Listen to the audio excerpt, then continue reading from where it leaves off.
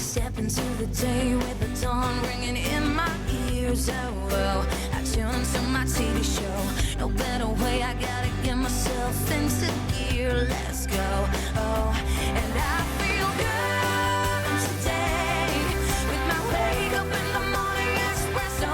I feel good today. It's my feel good breakfast show.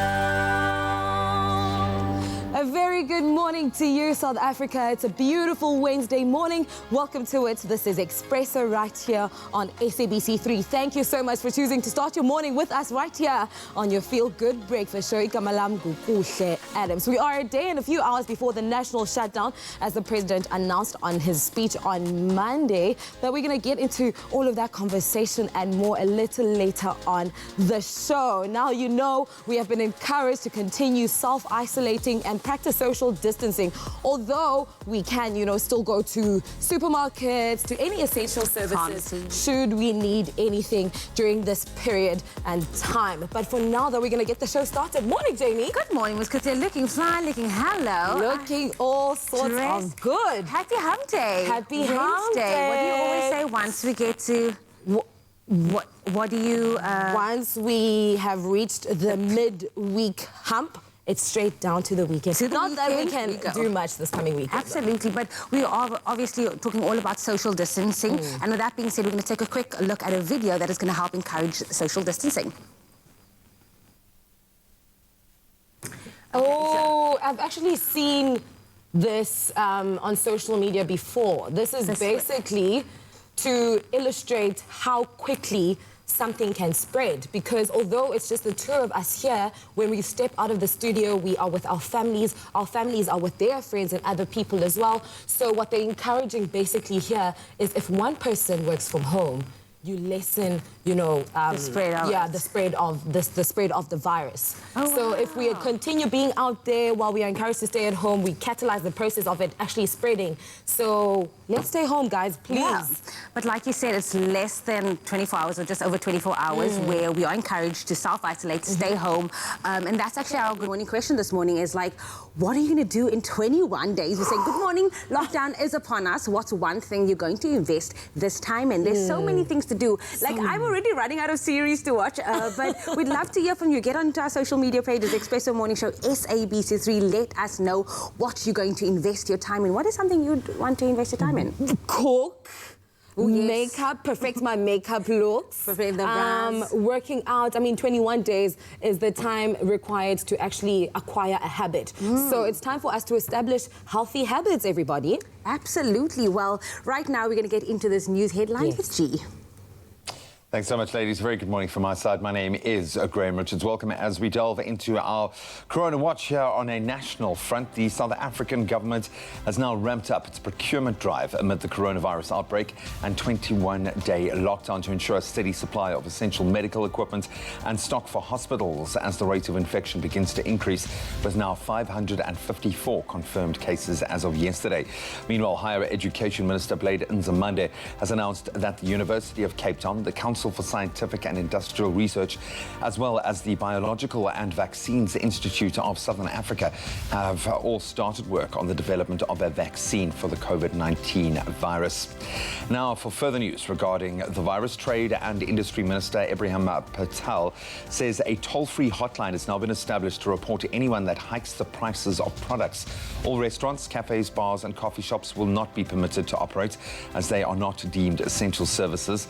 The South African National Taxi Council will use a skeleton staff to continue transporting passengers performing essential services during the 21-day lockdown, and the SAA has now suspended all domestic flights during the lockdown period.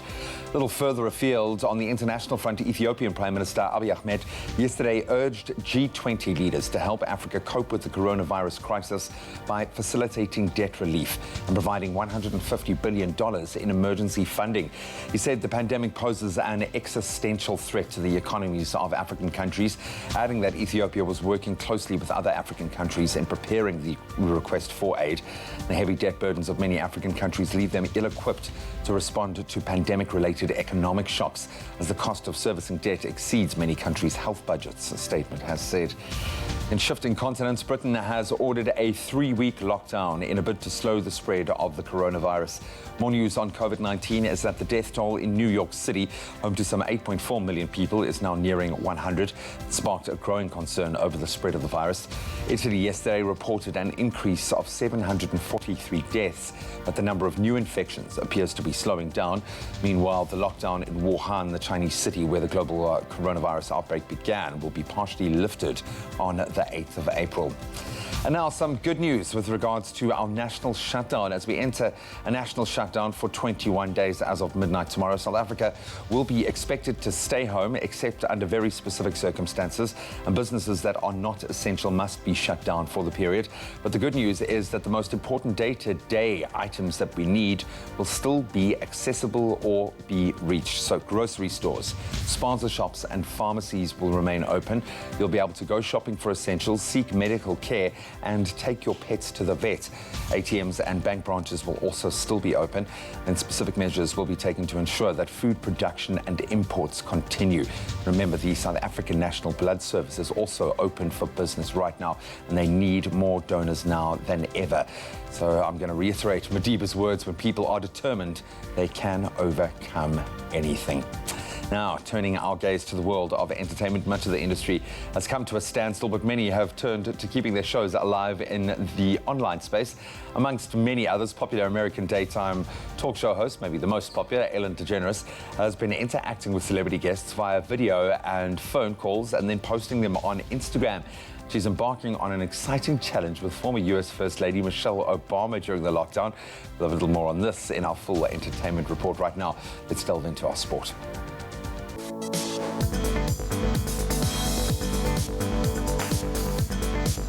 Let's start with Olympics. The Olympic and Paralympic Games set to take place in Tokyo this year has now been postponed by 1 year to 2021 because of the worldwide coronavirus pandemic.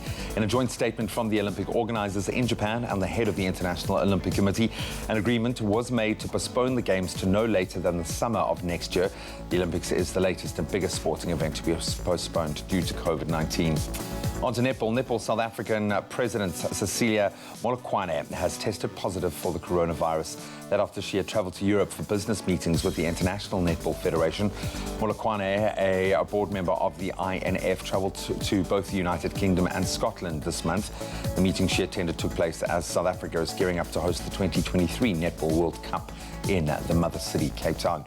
Now on to rugby. Springbok and Stormers scrum half Herschel Yankees will stay with the Stormers until at least the end of the 2022 season after he signed a 2-year contract extension with the Western Province Rugby Union. 23-year-old represented Western Province from the under-16 level, made his debut for the Stormers at the beginning of the 2019 season.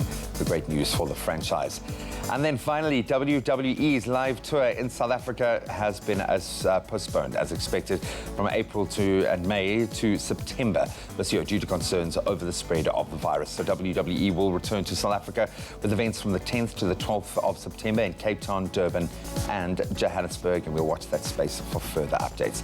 That's where we leave our sport for now. Let's take a look at the weather.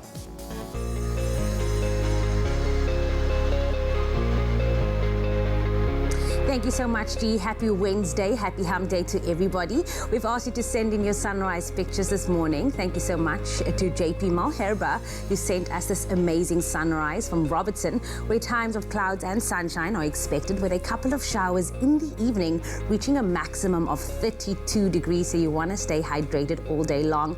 Another one came through from Verity Herbert, who sent us this beautiful pink skyline from Rubik West, where mainly sunny conditions are expected as well, with little to no wind and warm temperatures reaching a maximum of 32 degrees. But right now, let's take a look at the temperatures for the rest of the country. Starting off in Polokwane, your low is 17, peaking at 30 degrees today.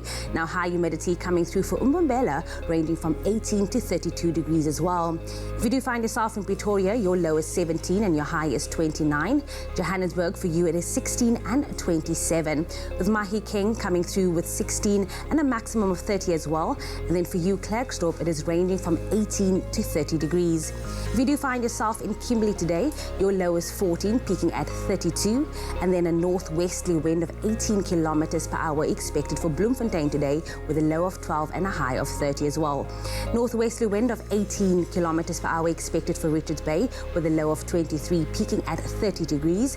Pietermaritzburg 19, 28. And if you do find yourself in South Africa's playground today, Durban, your low is 23, reaching a maximum of 28. Mthatha 15, 28, and then high humidity coming through for East London today, with a low of 16, peaking at 26. Craddock 11:33, Port Elizabeth 14:25, and then if you do find yourself in George, your low is 11 with a high of 24. Now the coolest start of the morning can be found in Sutherland with an all low of 6 and a high of 25, and a couple of showers can be expected for the mother city Cape Town today with a low of 14 and a high of 22. Occasional rain coming through for Worcester today with a low of 9, peaking at 29, and then Springbok 11:26, and as always, the highest temperature in the country can be found in Uppington with a low of 14 and a high of 37. But of course, whatever the weather, wherever you find yourself, make sure that you keep it locked here on your Feel Good Breakfast Show. To your Feel Good Breakfast Show, indeed. Are you having a good morning? I am. I think like everyone just kind of taking a deep breath and figuring out, we're still kind of trying to figure out what exactly we're going to have to do to prepare as a kind of a workforce. And, you know, I kind of feel like we've got to savor every second we have on air because we want to get the right information. We want people to feel good out there, feel confident about going into lockdown. I'm developing a deep sense of empathy for people working in healthcare, working in all of these critical sectors that are going to have to deal with us, carry us through this period of 21 days of lockdown, and thinking about my family, man, what I'm going to do with my boy, and how I'm going to keep them safe and have a little baby in the world and do all of that. So it's crazy times, man. I feel like 90% of my consciousness is like, oh, what's going on, you know? It actually must be crazy to expect, you know, a little bundle of joy in this, like, deep within the lockdown. I know, but I was saying this, I was on Afternoon Express yesterday, I was like, wow, can you imagine 20 years the story I'm going to be able to tell her? Oh, girl, you don't understand, time of Corona, when you came into this world. But that's our reality, and we've got to deal with it, and thankfully, it didn't look like people were panic buying yesterday. It didn't look like people were behaving badly. People are starting to really get it, to understand that we have to do this for each other and carry each other through this, so well done. Kudos to you. Absolutely. Only the highest grade Arabica beans. McCafe. Great coffee, simple. See you after the break.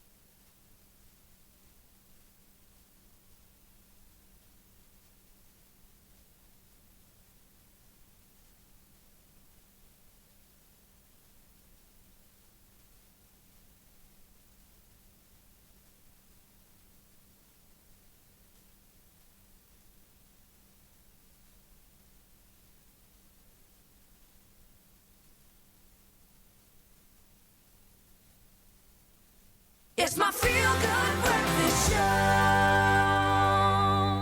Welcome back to your Feel Good Breakfast Show. It's Expresso right here on SABC3. Thank you so much for choosing to start your morning with us right here. Listen, man, now it's time to get to know our performing artist for the day. Niaz Arendse was first introduced on national TV with his astounding performance on one of South Africa's most popular singing competitions in 2010 at the age of 14. This was followed by the biggest singing competition in South Africa in 2018, and he placed in the top 4 and top 5 of these competitions respectively. Today, he has embarked on his solo career and is releasing his debut single this coming Friday. Whoa, Firstly, I'm so excited to see you again. Yes. Oh my gosh. We go back. We go back. We're back in time. You guys know each other from the street. Just like Niaz, it's so good to see you. I know that for a lot of people who know you, they know that you started your career off as part of a boy band. Yes. And then you went to pursue your own sort of solo career. You went on your own path. How did that come about? So it was kind of sad, and I was kind of happy and sad at the same time, because the group that I was with, we actually went to high school together. So we've been friends for like 7-8 years. So it was very difficult to build up the courage to leave, but it was around the time when I was deciding to audition for Idols.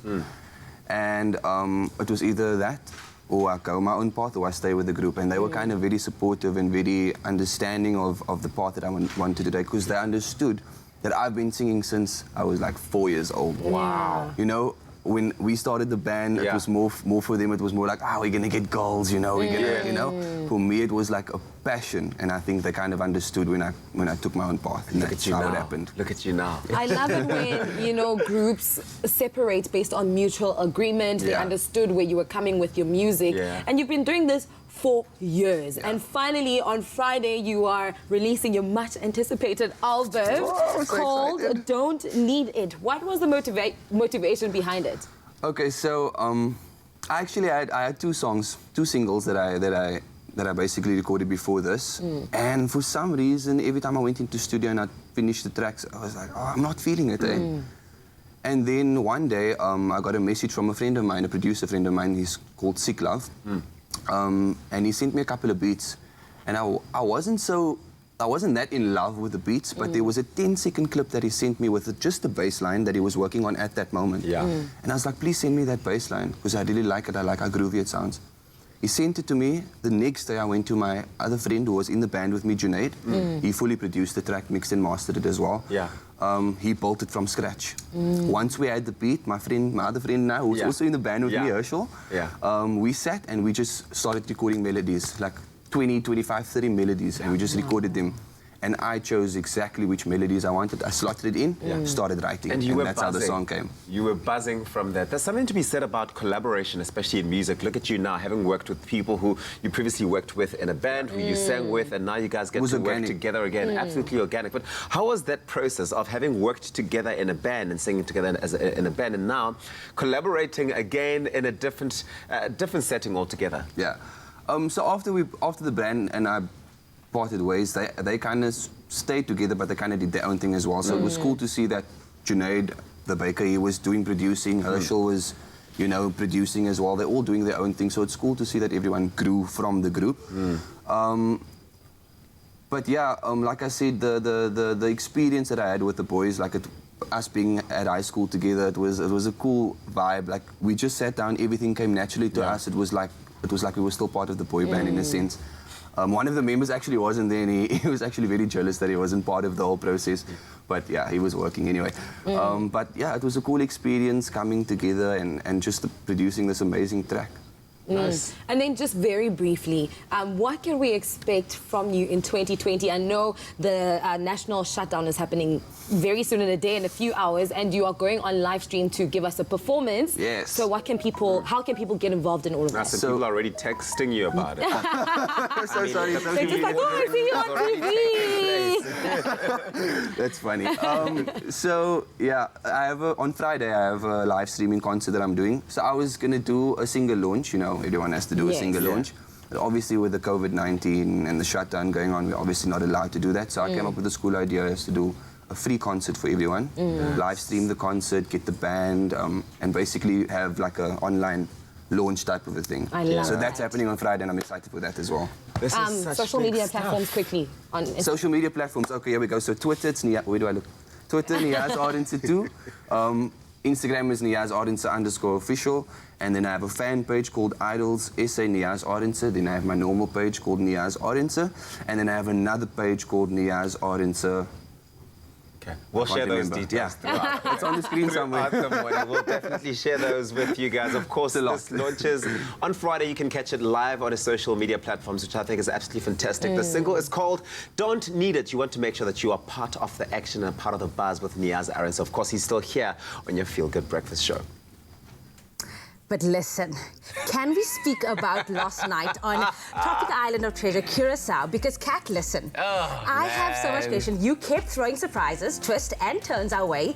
Firstly, you announced that contestants got the opportunity to choose brand new teammates.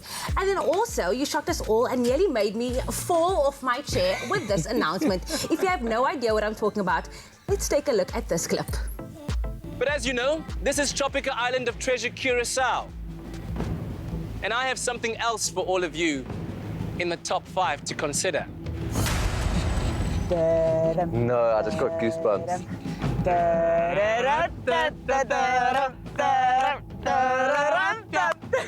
We're back! We're back, guys!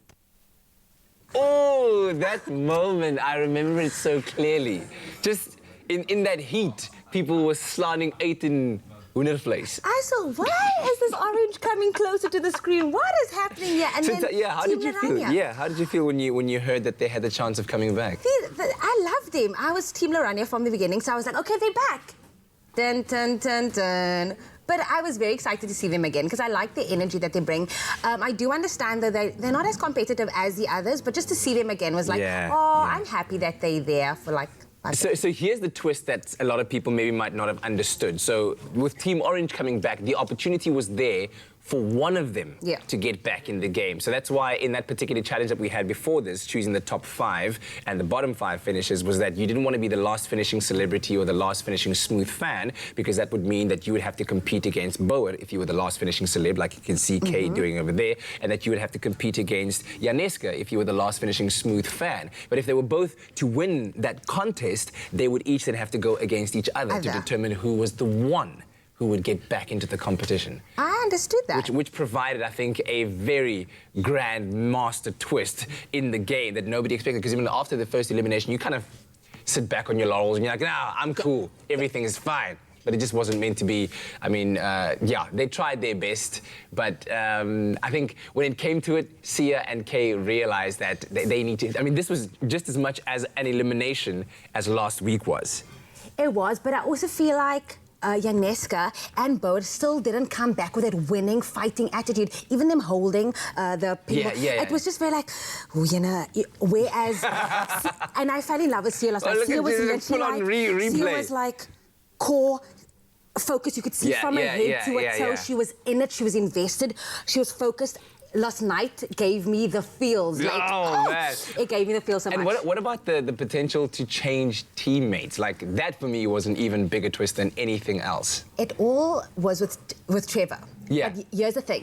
If Vazi had showed more interest in wanting Trevor to be his partner... Like, appealing to him and saying, dude, choose me. We could completely take... and this competition by storm from start to finish. That's the thing. Vazi was just like, man, you can do whatever you wanna. Like, if you want to, then you can. And I was like, just say, brother, Trevor, we can win this 1 million rand and let's take it, let's leave. But he was just like, I don't know, what would you do? What would I? So he had the opportunity to change the whole game. Had Vazi just shown, like, Trevor, we're gonna do this, it would have changed the entire dynamic. And I also thought that Caldine was going to, like, change Kay, even though she didn't have a strong alternative? No, not a strong alternative, but I just, like, she could have even changed the game. Then it would have been... Yeah, because, I mean, as it turns out, you might not say strong alternative, but remember, the last challenge yesterday was won by Team Pineapple. It was. Do you remember? Yes, they're now at the top of the leaderboard. So she could have still chosen Ntando and she and Dando could have been quite a strong force to contend with. Okay, listen, there's lots to talk about, so much. That's why if you missed out, oh man, but don't worry so much if you did miss out. Of course, there is a repeat coming up your way on Saturday at 8 p.m. That's Tropica Island of Treasure, Curacao, Saturday evening at 8 p.m. only on SABC3. And follow that hashtag Tropica to catch up on yesterday's action. It was a crazy show. I'm glad that I got updated because I was putting my boy to sleep last night, so I missed the show. I was like, they're going to ask me about it this morning. I didn't watch it, but those highlights do help. It looks like it was insane. Insane, and you can catch the repeat at 8 o'clock on a Saturday right here on 3. Go and do that. So after the break, we're going to introduce you to a little genius who has found the silver lining in the COVID-19 pandemic, and obviously a massive need. Obviously, a lot of people stressing that they can't get their hands on hand sanitizer. And he's come up with a very good solution. 7 years old. Wow. You need to be on the lookout for this guy. He's coming up later on your Feel Good Breakfast show. We'll see you after this. So, do you like short meetings? Or long breaks?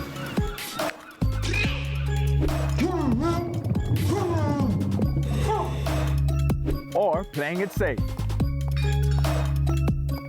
Win the ultimate weekend away for 2 with the all-new Suzuki Expresso. Head to the competition post on Expresso's Facebook and Twitter page. Tell us what's your favorite feature of the Suzuki Expresso and why. Competition ends 27th of March 2020.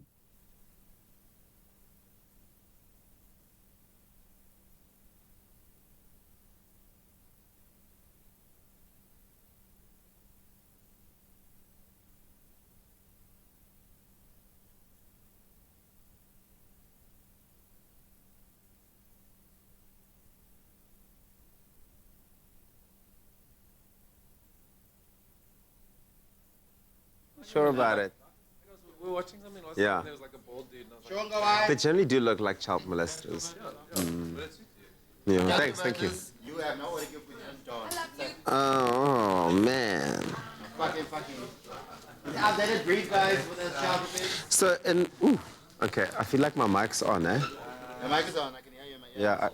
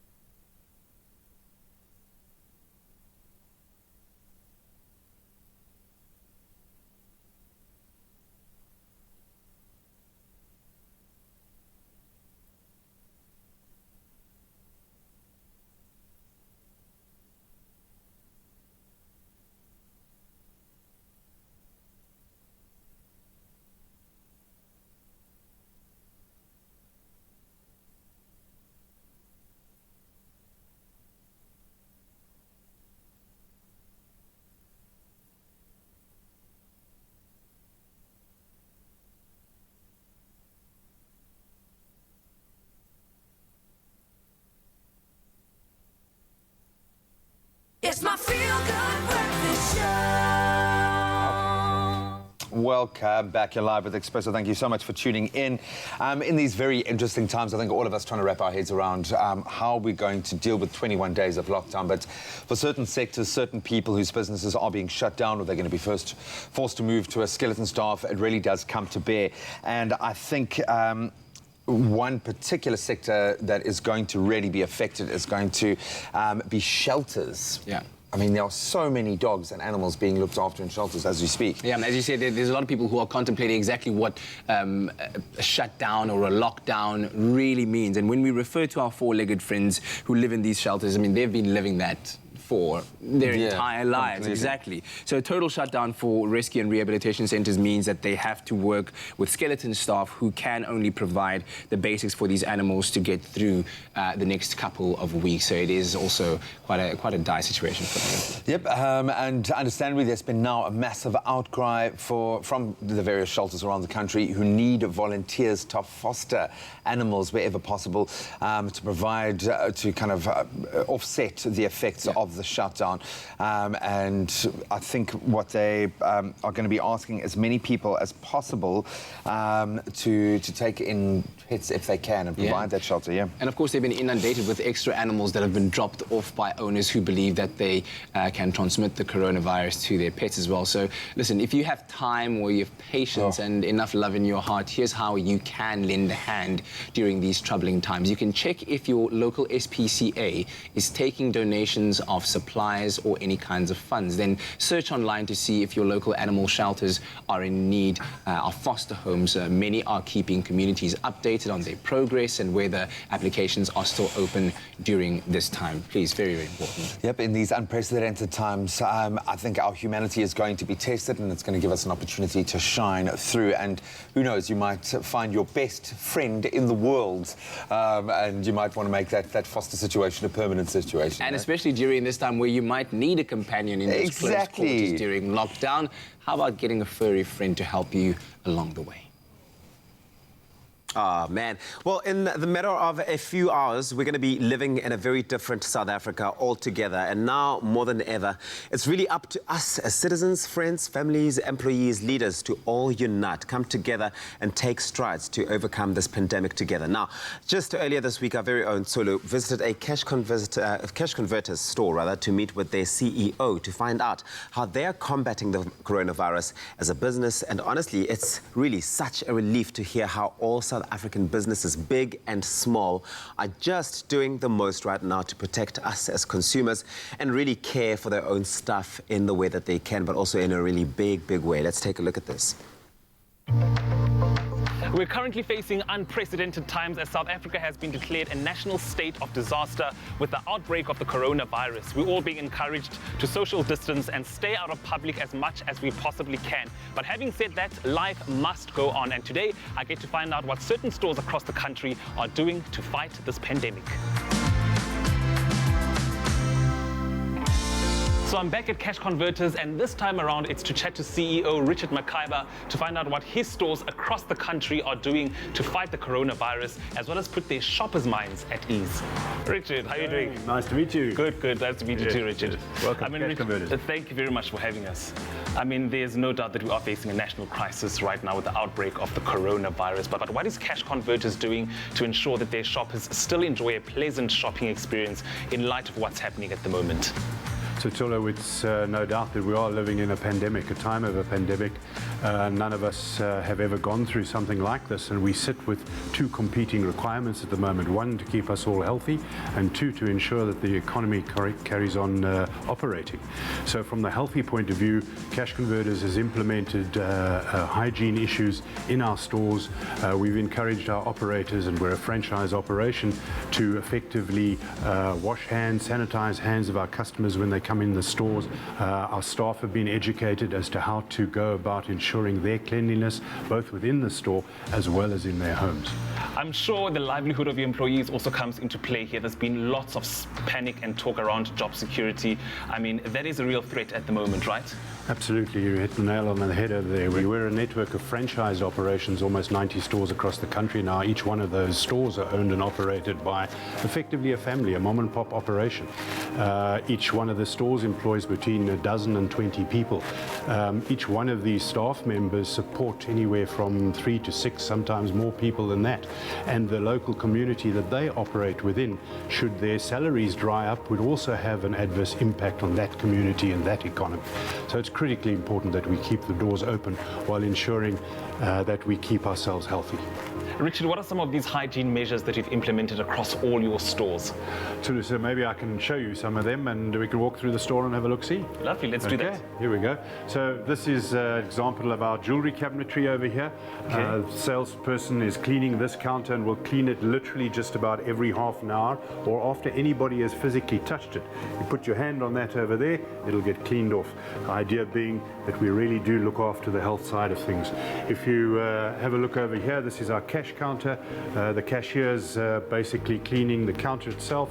Customer's busy doing a transaction over here. The cashier over there is ringing that up. You'll notice they're all wearing gloves. The hand sanitizer is used. The surfaces are cleaned on a regular basis. Our digital signage as well, a new project that we've rolled out to the stores in the process of doing, talking to how to help prevent the spread of coronavirus, both for our customers as well as our staff to reinforce that whole process that is underway at the moment. So Cash Converters really has their hygiene on lockdown.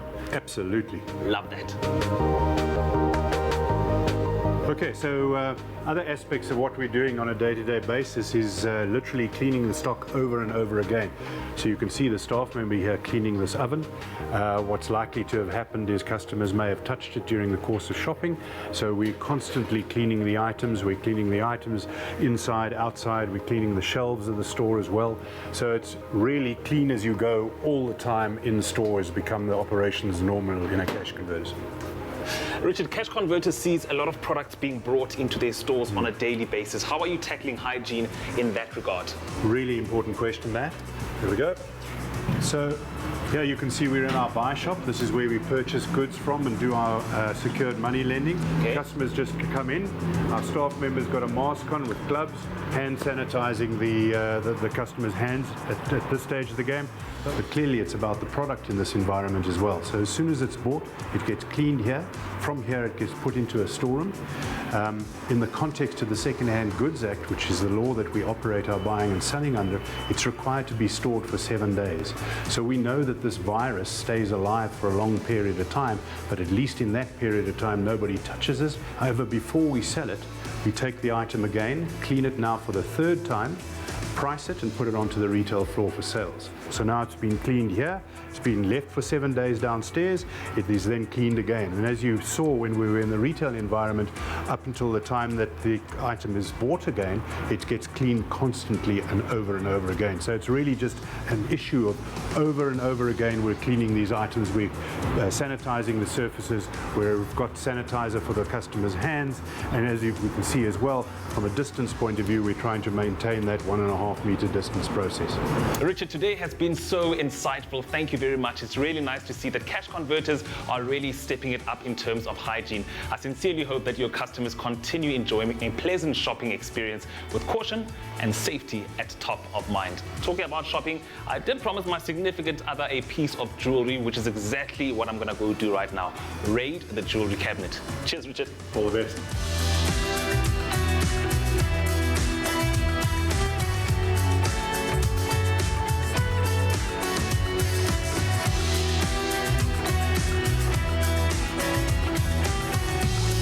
Life as we know it may have changed for now, but rest assured, some of our favorite shops in the country are doing their very best to make sure that we keep happily shopping during this trying time. Sissy, can I get that one, please? Yeah, the one there. I love that. Well done, Cash Converters. Now, whilst everyone is stocking up on food, this is also such a great time for you to go out there and visit a Cash Converters. Get a few other household essentials for the lockdown at bargain price. I mean, you can stock up on DVDs, PlayStation games to keep yourself and the kids entertained throughout the lockdown. Of course, go buy some gym equipment, for example, as well to use at home during the lockdown. Kitchen appliances and DIY tools to get the house sorted while you have time. We'll see you after this. Next time on Tropical Island of Treasure Curacao, in a race for points, teams are thrown into the deep end. Team Tropical and Team Mango Beach struggling. I don't understand how. Wow! Sims clearly exhausted. What an epic fail. Vazi and Darren fighting for their lives right now. I can see Vazi is crushed. I'm done. Tropical Island of Treasure Curacao, Tuesday evenings at 7:30. Repeat Saturdays at 8 p.m. only on SABC3.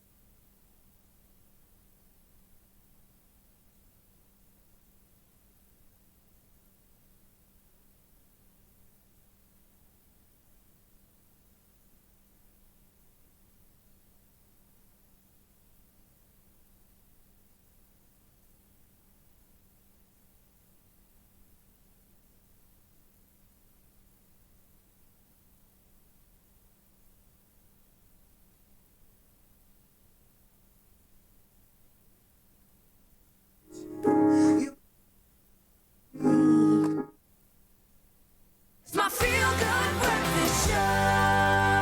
Happy birthday, a very happy birthday to you. Hey, hey, hey. Yeah, that jingle. Welcome back, everybody, to your Feel Good Breakfast Show right here on SABC3. When you hear that sound, you know it's time to wish you, our loyal viewers at home, a very happy birthday on this beautiful Wednesday. So let's get right into it. It is for Liesel Floor, who is celebrating a 43rd birthday today. May the Almighty bless you with a life that is fulfilled with lots of love and laughter. We love you unconditionally, Mom. And this comes from Megan, Morgan, Leighton, and Aegon. Happy birthday, Liesel. And then another one coming through. Happy birthday to Alice Ramakatane. May this day bring you so much joy. Stay blessed to you. And this one goes to Uzikona. Happy 11th birthday to my daughter, Uzikona Vena. I hope you have a wonderful day from Tafaya. On to the next one. Happy 21st birthday to my girl, Gwakanya. May God bless you more. I love you so, so much. And a 53rd birthday. Happy 53rd birthday, Mbinga. Mawawa, Msirana. Ukule, Ukoko, Bemgani. May God bless you with many more years from your best friend, Squash. So cute. And then a happy 2nd birthday to Jay Davids. May you stay as cute and blessed as... Oh, Mama, look at that. I love you. And this comes from Auntie Abby. And then another one coming through. My lovely daughter, Mnentle Koza. A happy 8th birthday. Stay blessed, my child. I love you a lot. Ooh. And then last but definitely not least, wishing the special lady a happy 57th birthday, Agatha. May the Almighty keep blessing you abundantly and spare you many more years to come. Thank you for everything I have today. And this comes from your kids and grandkids. We love you, Agatha. Thank you so much for those beautiful, beautiful birthday messages. Now, if you would like to send your loved one a birthday message, make sure to send us your 15-second video to 071-640-6551 or email your birthday wishes to birthdays@cardova.tv. It's the 25th of March. It's a Wednesday. If it is your birthday, happy birthday. Okay, sweetie, time to blow out your candles.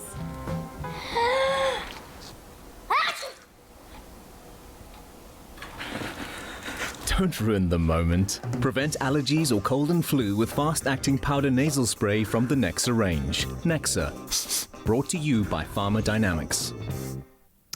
Now, where some people see a crisis, others see an opportunity, and that can be said of 7-year-old Nkosana Buthelezi, who recently started his very own hand sanitizer business. Now, what started as a concern for his friends and family around the coronavirus has resulted in him starting the journey of entrepreneurship. And we have Nkosana on the line. A very good morning to you, Nkosana. Thank you. So have a good morning yourself. Oh, fantastic. Great to have you on the line. Now, listen, tell me, when did you start to realize that this was going to need, that there was going to be a need for more hand sanitizers around? When did it kind of occur to you in your mind? When my parents told me about Corona. Yeah. And what did they say to you about Corona? They said it's a virus that happened in China, but the Chinese eating a pangolin. And so, once you started selling your hand sanitizers, what have people been saying to you? They've been saying, "Hey, Kosana, I like it. This is the best sanitizer." Oh, that is fantastic. Congratulations on your wonderful foresight and being able to take on this opportunity that you've seen. And I also understand that Mom is also on the line. Good morning, Nobuhle. Good morning. I mean, what a story to tell that can really put a smile on one's face in these times. Tell me about what do you think prompted your son to want to form this business? What informed Nkosana's decision? I think it's his solution-driven mind. He's always so into solving problems. So when he realized that this is a potential threat to his safety, he just started thinking of ways to solve it. At first, he was like, so why don't we move to another place? And we told him it's actually spreading globally. And then he said, how about we go to space? Solutions are plenty already. Now, Nobuhle, how are you helping and supporting Nkosana along his first venture, essentially, as an entrepreneur, making hand sanitizers? Well, we're mainly following his lead. So he tells us his ideas, and we try to execute them as much as possible with what he can't do as a child. So we helped him with the branding after he came up with the name and concept. Wow. We helped him find the formula on the internet on what products to mix together to make the sanitizer. So we're very much supportive and rallying around him.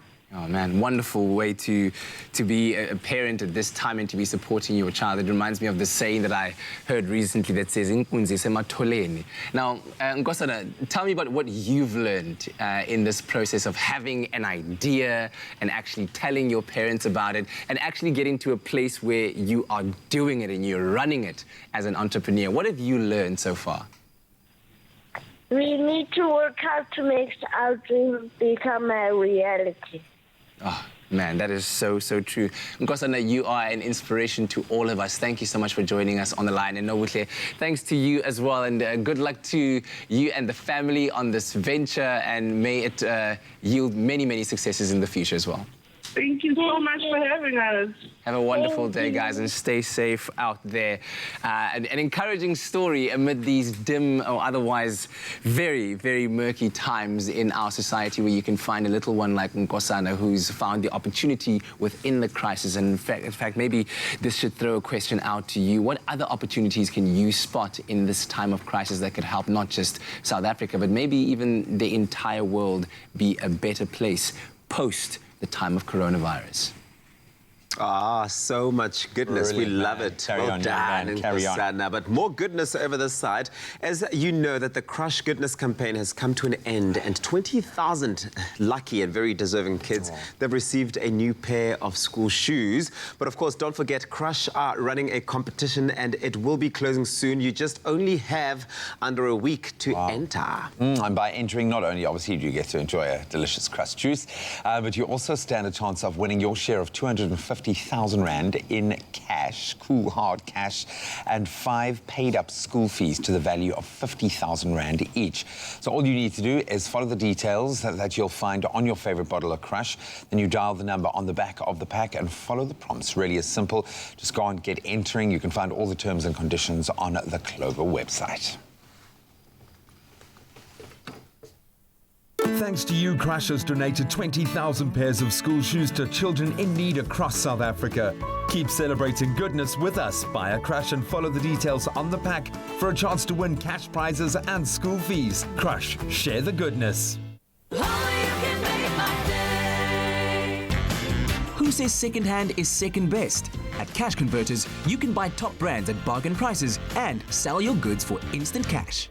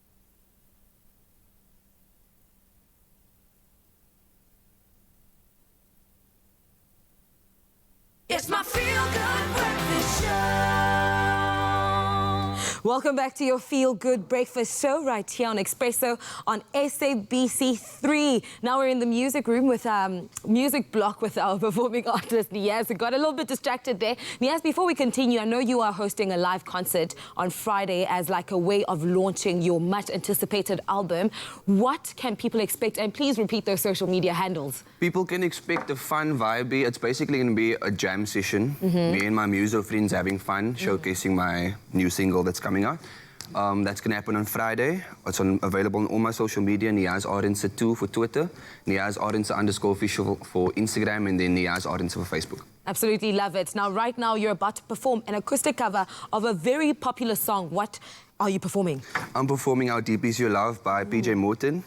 I actually wanted to do this song because with the whole coronavirus thing going on, I just want to let people know and let them feel good a bit, you know? Absolutely so, yeah, love it. I can't wait for it. So without wasting any more time, everybody, here's Niaz.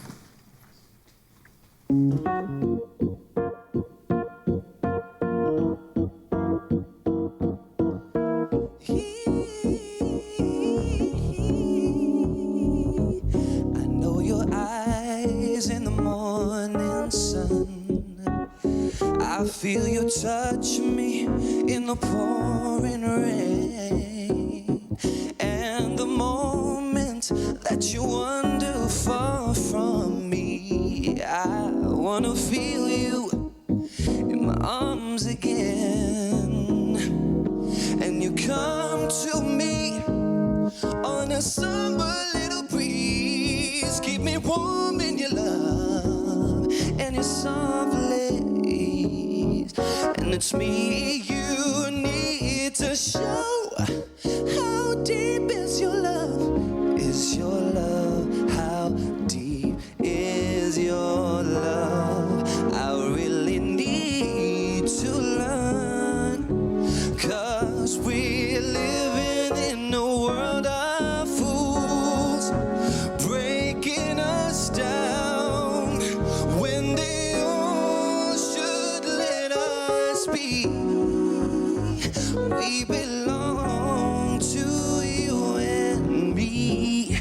I believe in you. You know the door to my very soul. You're the light in my deepest, darkest hour. You're my savior when I fall. And you may not think that I care for you when you know deep down inside that I really do. And it's me you need to show. How deep is your love? Is your love? How deep is your love? I really mean to learn. 'Cause we're living in a world of fools, breaking us down when they all should let us be. We belong to you. And how deep is your love? How deep is your love? I really mean to learn. 'Cause we're living in a world of fools, breaking us down when they all should let us be. We belong to you and me.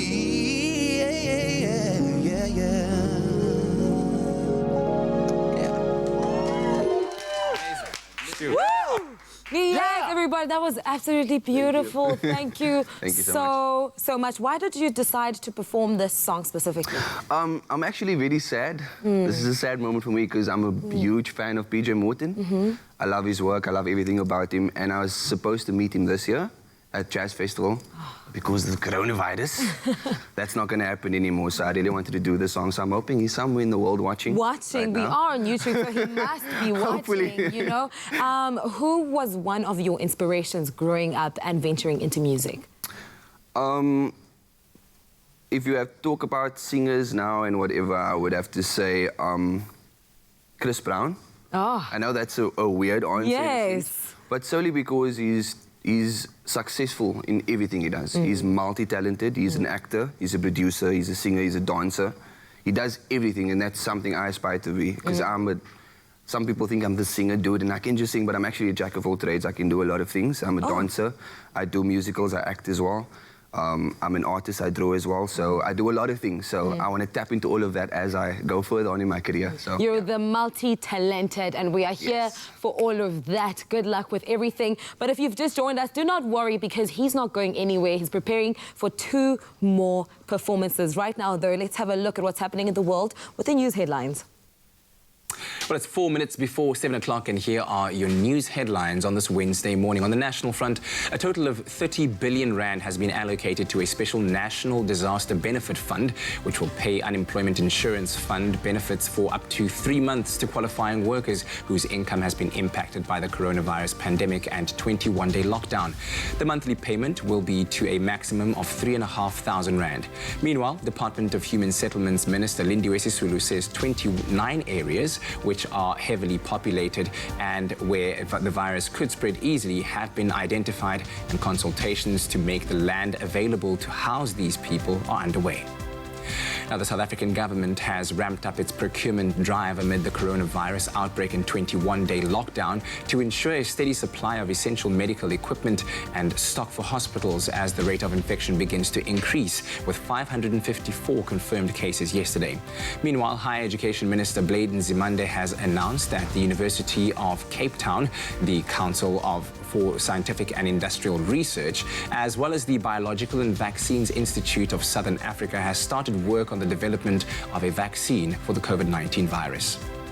On the international news front, India's Prime Minister Narendra Modi has ordered all 1.3 billion people in the country to stay inside their homes for 3 weeks starting today. Now, this is the biggest and most severe action undertaken anywhere to stop the spread of the coronavirus. Modi said every district, every lane, every village will be under lockdown. He added that if they can't handle the following 21 days, the country would regress 21 years. The only option to escape the coronavirus is social distancing, he added. Now, Ethiopian Prime Minister Abiy Ahmed yesterday urged G20 leaders to help Africa cope with the coronavirus crisis by facilitating debt relief and providing $150 billion in emergency funding. He said the pandemic poses an existential threat to the economies of African countries, adding that Ethiopia was working closely with other African countries in preparing the request for aid. The heavy debt burdens of many African countries leave them ill-equipped to respond to pandemic-related economic shocks, as the cost of servicing debt exceeds many countries' health budgets, a statement also added. And now news of tennis world number 2 impressing his wife in the kitchen. Yeah, that's right. Tennis world number 2's Rafael Nadal, and of course one of the greatest tennis players to ever grace the court, is making the most of his enforced coronavirus pandemic isolation by impressing his new wife in their kitchen. The 19-time Grand Slam winner, known the world over as the King of Clay, took to social media yesterday to post pictures of him whipping up some culinary delights on the stove. Nadal, 33 years old, married his longtime girlfriend Siska Pereiro in October of last year. Now, the tenacious Spaniard, one Grand Slam title shy of his great rival Roger Federer's 20 mark, may have to wait a while to draw level after the French Open, which he has won an incredible 12 times, was postponed until October because of the COVID-19 disease and, of course, coronavirus. Now, 2,696 people have now succumbed in Spain, and some 40,000 are infected. And now a brief look at the world of entertainment. A number of measures have been implemented to curb the spread of the coronavirus globally. And even though some of the changes and sacrifices made can be heart-wrenching and excruciating, pregnant American actress Chloe Sevigny has expressed concern over the distressing ban on partners in the delivery room that was announced by a New York hospital amidst the current situation. And we'll have more on that later on in our full entertainment report. That's the news headlines at the top of the hour. Right now, let's take a look at the sporting headlines with Graham.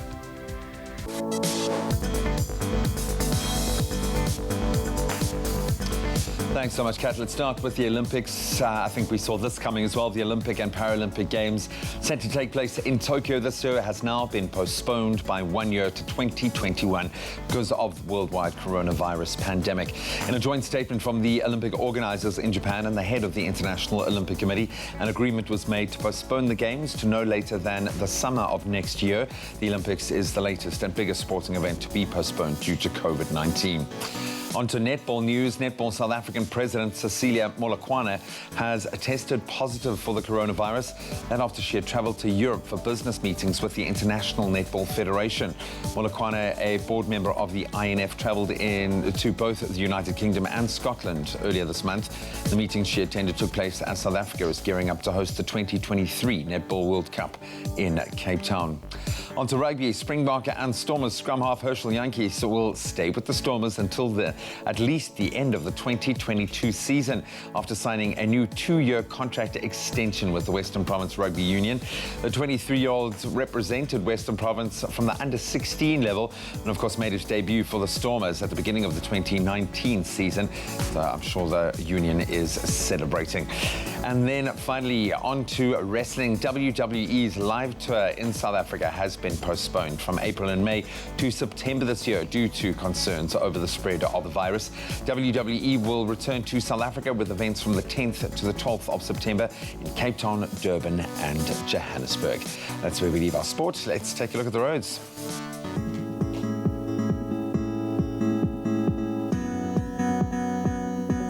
We start off in Bryanston, Gauteng. There are roadworks on the N1 northbound before the William Nicol Drive exit. One lane is obstructed and traffic is backed up till Malibongwe Drive. Please be patient on the roads this morning. And down to the Western Cape Maitland, on the N2 inbound, there is a stationary vehicle between the N2 and the M3 interchange obstructing the center lane. Please approach that area with caution. And lastly, Metro Rail Northern Line. There is an extended travel time of 40 to 50 minutes on the Strand-Muldersvlei line due to service recovery underway and overhead power failure. Please listen for platform changes this morning. That's your 7 o'clock traffic roundup. It's time for the weather with Jamie.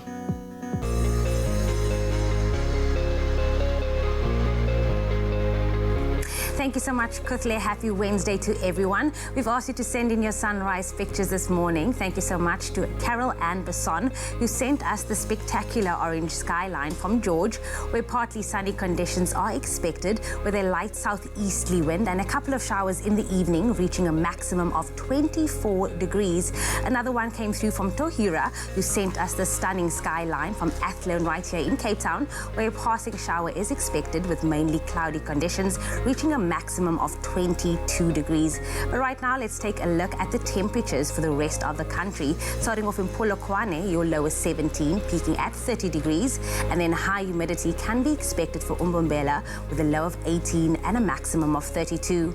If you do find yourself in Pretoria, it is a low of 17 and a high of 29. Johannesburg, 16 at 27. Then Mahikeng, 16 at 30. For you, Klerksdorp, it is 18 at 30. And then if you do find yourself in Kimberley today, your low is 14 with a maximum of 32. A northwesterly wind of 18 kilometers per hour can be expected for you, Bloemfontein, with a low of 12 and a high of 30. And then a northwesterly wind of 18 kilometers per hour as well for you, Richards Bay, with a low of 23 and a high of 30. Pietermaritzburg, 19 at 28. And then if you do find yourself in South Africa's playground today, Durban, your range is 23 and 28. Mthatha, 15 at 28. And then high humidity coming through for East London today with a low of 16 and a maximum of 26. Craddock, 11 at 33. Port Elizabeth, PE, 14 at 25. And if you do find yourself in George, your low is 11 with a high of 24. Now, the coolest start of the morning can be found in Sutherland with a low of 6 and a high of 25. And then a couple of showers coming through for the mother city, Cape Town, today with a low of 14 and a high of 22. Occasional rain can be seen in Worcester today, ranging from 19 to 29.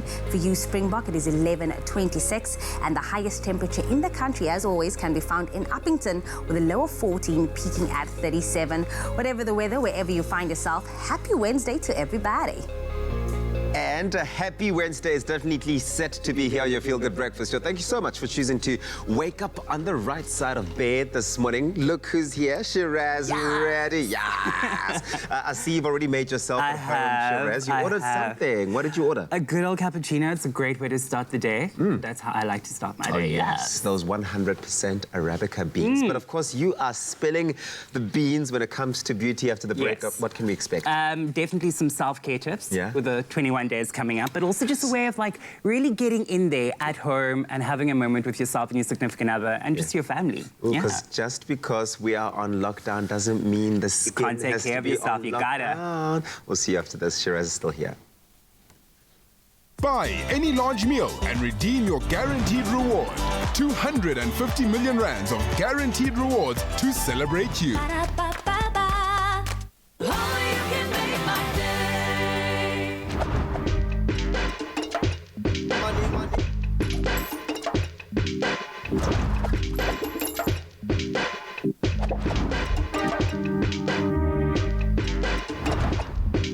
Money.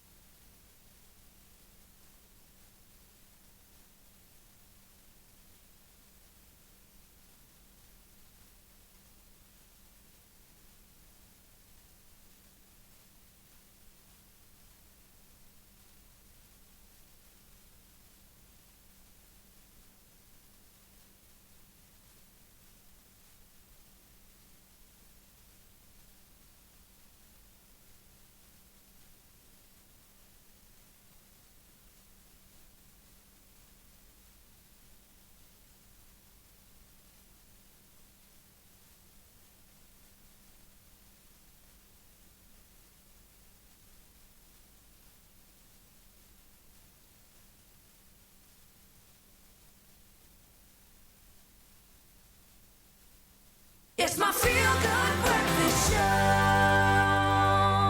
Welcome back, everybody, to your Feel Good Breakfast Show right here on SABC3. Now, as we know, tomorrow at midnight, the entire country is going under lockdown. And although it might be easier said than done, now is not the time to stress or panic. We keep mentioning this. We should rather use this time effectively, practice some self-love, do some reflection, make time for yourself, and put your safety and health first. And now, I don't know if you guys are ready, but right now, I'm joined by Shiraz Reddy, who's here to give us some insight and helpful tips on how to survive a 21-day lockdown with W Beauty tips. Yes! Thanks for having me firstly. Can I just say, everyone is a little stressed and a bit panicked, but don't worry, W Beauty has got you and your self-care and taking care of yourself during this time at home.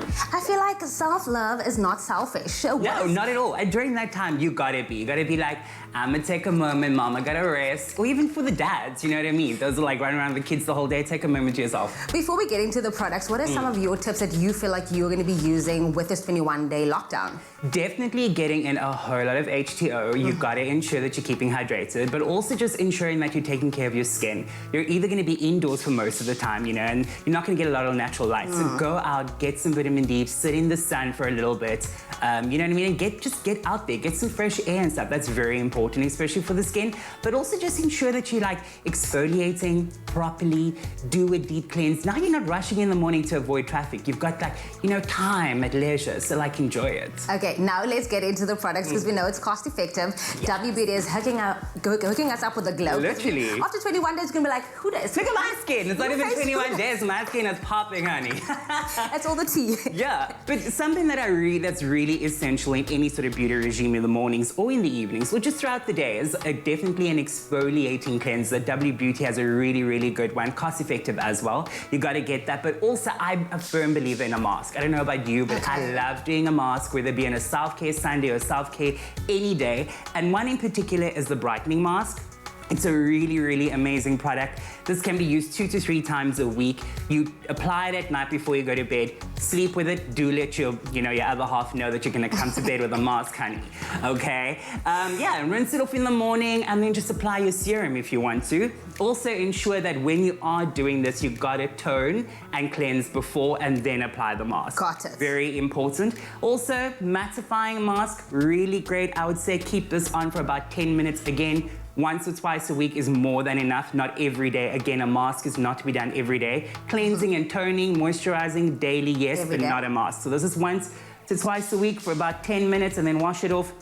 And then something everybody got to get onto. Give it it's to the us. anti-aging mask. It's one of my favorites. I used it just last night and I don't know if you can see my I woke up like this. Literally. So also a really, really good one. And also with that, what's really great is that W Beauty has done an amazing brightening serum as well. Something that I love. Also, how cute is the packaging? It does. I'm it's all about gorgeous. a cute packaging in your bathroom. It's an Instagram moment. But also really, really good to be used. Again, applying it at night, sleeping with it, resting the skin overnight, because your skin really does get a lot of breathing time at night, and then just washing it off in the morning, and again, cleansing, toning, and moisturizing. And talking about moisturizing, something that I absolutely adore that W Beauty has just done is the illuminating body lotion. I use it every morning. Girl. I literally use it every morning. Can you actually just give me some? Because I didn't put this morning. This morning I was a bit late. Let me tell you. You know what I mean? And this is the time where you can lather your skin with a product like this. Get it in onto the feet, onto the legs, onto the arms, the elbows. Very important, even though we're on a knees and toes and elbows. Exactly. A 21-day lockdown does not mean ashy elbows. So get in on this, something really, really amazing to get. And again, the whole family can use it. Obviously not for your kids, but definitely for mom and dad. And then also, if you just want to take a leisure moment for yourself in the shower, I'm all about an extra moisture shower gel. Again, W Beauty has done this really cool packaging, easy to use in the shower, and very sexy. And then last but not least, everybody's got to have a good body cream or just a body butter vibe. And this one is so soft. I thoroughly enjoy it. It is a product that not everybody will use because sometimes people don't like the texture, maybe a bit too thick. But if you massage it in really nicely like that, look at that sheen on my hands. It's really amazing. Yeah, and those are my top products that I think you should get from the W Beauty collection. Love it. 21 days, how many times a week would you say that you need to take time just to isolate and and take care of yourself. Yeah, you know what I mean? Yeah. Again, like I said, read the instructions on the products. The mask clearly says which ones you could be using 2 to 3 times a week. Again, a mask is not every day, but exfoliating with the Woolworths exfoliating cleanser, toning and moisturizing, that's daily, okay? And take about 5 to 10 minutes in the morning. Again, you're not rushing to go drop kids off or get to work on time. You can take that moment for yourself during these 21 days. And also self-care Sunday, a bit of a midweek break with a mask again, and then ending off the week before the weekend. Get in it. I love you so much. Well, there you have it, ladies. I hope you ladies and gents at home got some nice tips on how to treat yourself under lockdown. Remember to use these times wise and also to make some time for yourself. But as always, you can shop all these W Beauty products online or on the Woolworths app. And remember, the sexiest thing to wear is confidence. Well, how's this for confidence? We're wearing it in the kitchen, Jamie Lee. It's time for the culinary hotline. Bling it! Sing, sing, sing. Perhaps to spark some inspiration for ideas you might... Thank you very much. Some hand sanitizer there. Ideas you might need to have during this time of lockdown, which, by the way, starts tomorrow. Oh, I know the clock is ticking. How are you adjusting to the idea of lockdown? Well, I think, you want to be prepared and not go, too crazy out there. Our food chain will still keep going. I mean, obviously, we're working the food side of things there. That's all secure. And, yeah, you just got to be prepared. And I think, it's a mental change. It's an adjustment. And we've got to do what we're going to do. Absolutely. All right. Well, let's get into your questions, of course, that you sent us through on our Expresso Morning Show SABC3 Facebook page. The first of which came from Princess Bunny Bibi, who says, how can I make the perfect waffle? Mine are always sloppy. Okay, all right, let's get into that culinary conundrum over there, making good waffles. Well, again, a waffle is basically a thick pancake mixture, really, in terms of you think of ingredients of what we've got. So we've got some melted butter, eggs, bit of milk, flour. And obviously now, because again, what you want a bit of the raise, you want that lightness, that lovely fluffiness, a bit of baking powder into there. And then it's whatever filling that you really want to go in with. So that's what's really important. And then obviously the consistency is what is really important. So if you have a look at that consistency. That's what you want. That's what you basically. That's a lot thicker than I would have thought. Much thicker, especially the waffle, because you basically think of it, I suppose it's in between, pancake and a cake maybe. And you're blending that kind of, consistencies together. You want a little bit of rise, but not too much. So, I mean, a cake would be a little bit runnier maybe, but again, it depends on what you decide. It's like the muffin's cousin. Exactly, there we go. Now we're starting to talk. So, to very quickly make that, eggs into the bowl with your milk. Fresh eggs, of course. Fresh eggs, fresh eggs. Do you need any other eggs, by the way? Well, no, I just know that when it comes... I've always heard that, like, using fresher eggs is preferable. So anyway, fresh eggs. Sorry, I just, Charles still not buying my theory. I'm still buying your theory on that one there. So anyway, back to reality with our fresh eggs. So similar ingredients together. In with your wet ingredients, because all similar consistencies bind together a lot better. So that's what we've got there. And then from there, you're going to take in your baking powder, add it into your flour. It's already been sifted. Keep it light, keep it fluffy. That's what we really want. So by the way, baking powder, is that the one that already includes bicarb in it? Or because remember, so that's got the raising agent. The raising agent in that there. Yes. All right. And then from there, fillings. I mean, what have you got in home? I mean, you've got that wonderful drawer with all sorts of herbs and spices and things. You could add all sorts into here. But today, because it's breakfast time, some bacon and cheese. Could you go, if you were someone with a sweeter palate, you could go for the more berry flavored. Oh, absolutely. Waffle. Okay, so berries, be very careful because why they are wet. Okay. So they become very soggy. So what I suggest, if you're going to do some berries, just toss them in a little bit of corn flour. Okay. And that will just help coat the outside of that corn flour, absorbs all of the moisture content. So be very careful on that there. Reduce your liquid component. Okay. Remember, what is our desired consistency in that there? All right. Okay. So dry ingredients and then pop them all into your mixture here. Just like that. And then let's remove the whisk and go in with our spatula.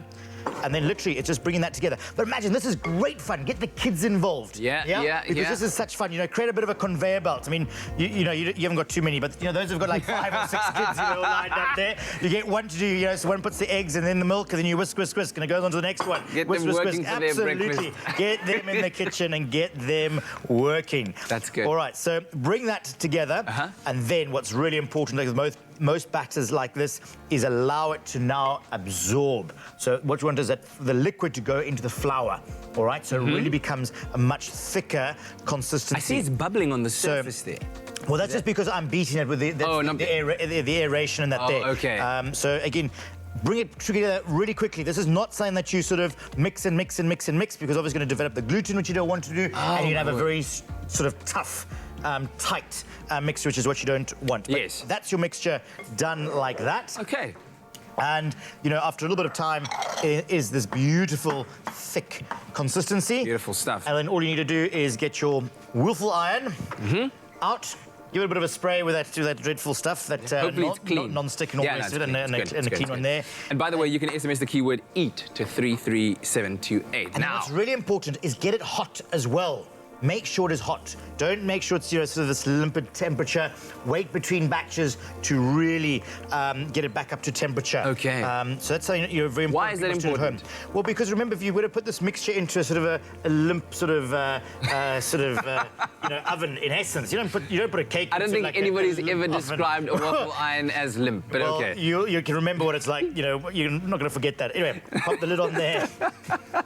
I won't say nice and hot and fiery and feisty for this time. It's like my fresh egg analogy. Well, we all have our little anecdotes. Absolutely. Pop that in, and then usually the lights go on and off and tells you when it's ready. But you can have a little bit of a peek. It'll take a couple of minutes. Just be careful, obviously, with the kids and stuff if you are going to get them to get involved. But just pop it onto there, and then have your oven preheated at about sort of 150 degrees. That you just pop it in just to keep it warm and make your batches, and then you can just start piling up bit by bit, and then put whatever you want on it on top. I mean, bacon and eggs. How's that? Instead of toast, fresh Here we homemade go. waffles. There and they've got crispy bacon inside and cheese inside, and you can add some avo on top of that as well, maybe if you like. Absolutely, some avo, and you got a little sauce, and you can put a hollandaise onto that if you really wanted to. I mean, there's so much you can do, and you can really drag this out in the morning to entertain the kids, entertain the family.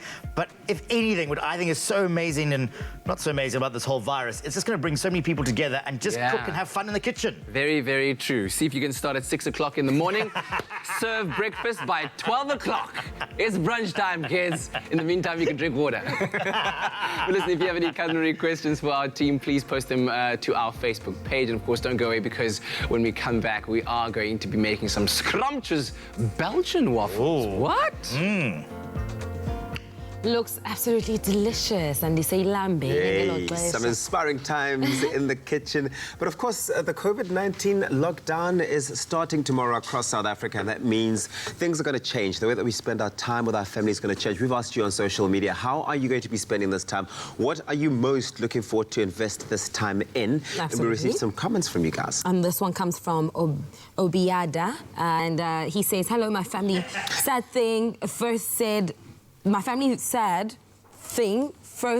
goodbye to my dad and sister yesterday. I will not see them for the next 21 days. We'll chat via video call every day through with my brothers as well. Well, I think, family, we started weekend pass keeping us busy with games and inspirational lectures for the house. The house is clean, so nothing there. Maybe repack the wardrobes, more time to recite the Quran, cook, do the filing. Yes, been pushing it to the back and underneath the desk so we can get that up to date and stay sane and keep healthy. Whoa. I love that, Obidia. There's a lot. There is a lot of video. Yeah, it's difficult because you have a long list of things to do. And I love that you're spending the time cleaning the house, connecting with your family, whether that's video call or otherwise. Of course, Busiso Hummingbird said, morning, I'll be journaling, writing down my emotions, my thoughts, crazy revelations. Hashtag something I love. I love that. What a way to spend your time. That's so cool, because a lot of people are documenting their time during this period so that they can reflect back and see how it was and how life was and how their routine has changed or how it has not changed, etc. So that's pretty cool. They're going to be those parents, you know, in the future, and they're like, you know, back in my time, we were locked down for 21 days. Yes. And you mean to tell me you can't stay home for one night? This is fantastic. Continue to let us know on our social media, of course. Hashtag Expresso Show, what it is that you're going to be doing. Shade Morgan says, good morning. I will invest my time into reading my Bible, praying that God will heal this land or his land, and spending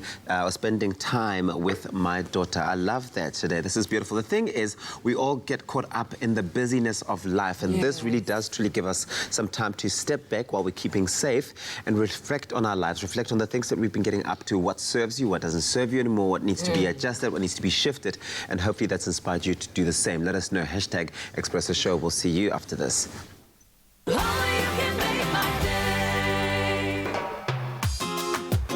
Find your smooth fortune with Tropica. Buy a Tropica, follow the entry details on the pack, and stand a chance to win your share of 1 million rand in prizes, such as a trip for two with KLM to Amsterdam, LG G8X cell phones, LG TVs and dishwashers, guest vouchers, guest watches and accessories, plus the smooth grand prize of a Suzuki Ignis. The more Tropica you buy, the more chances you have to win. Tropica, nothing smoother.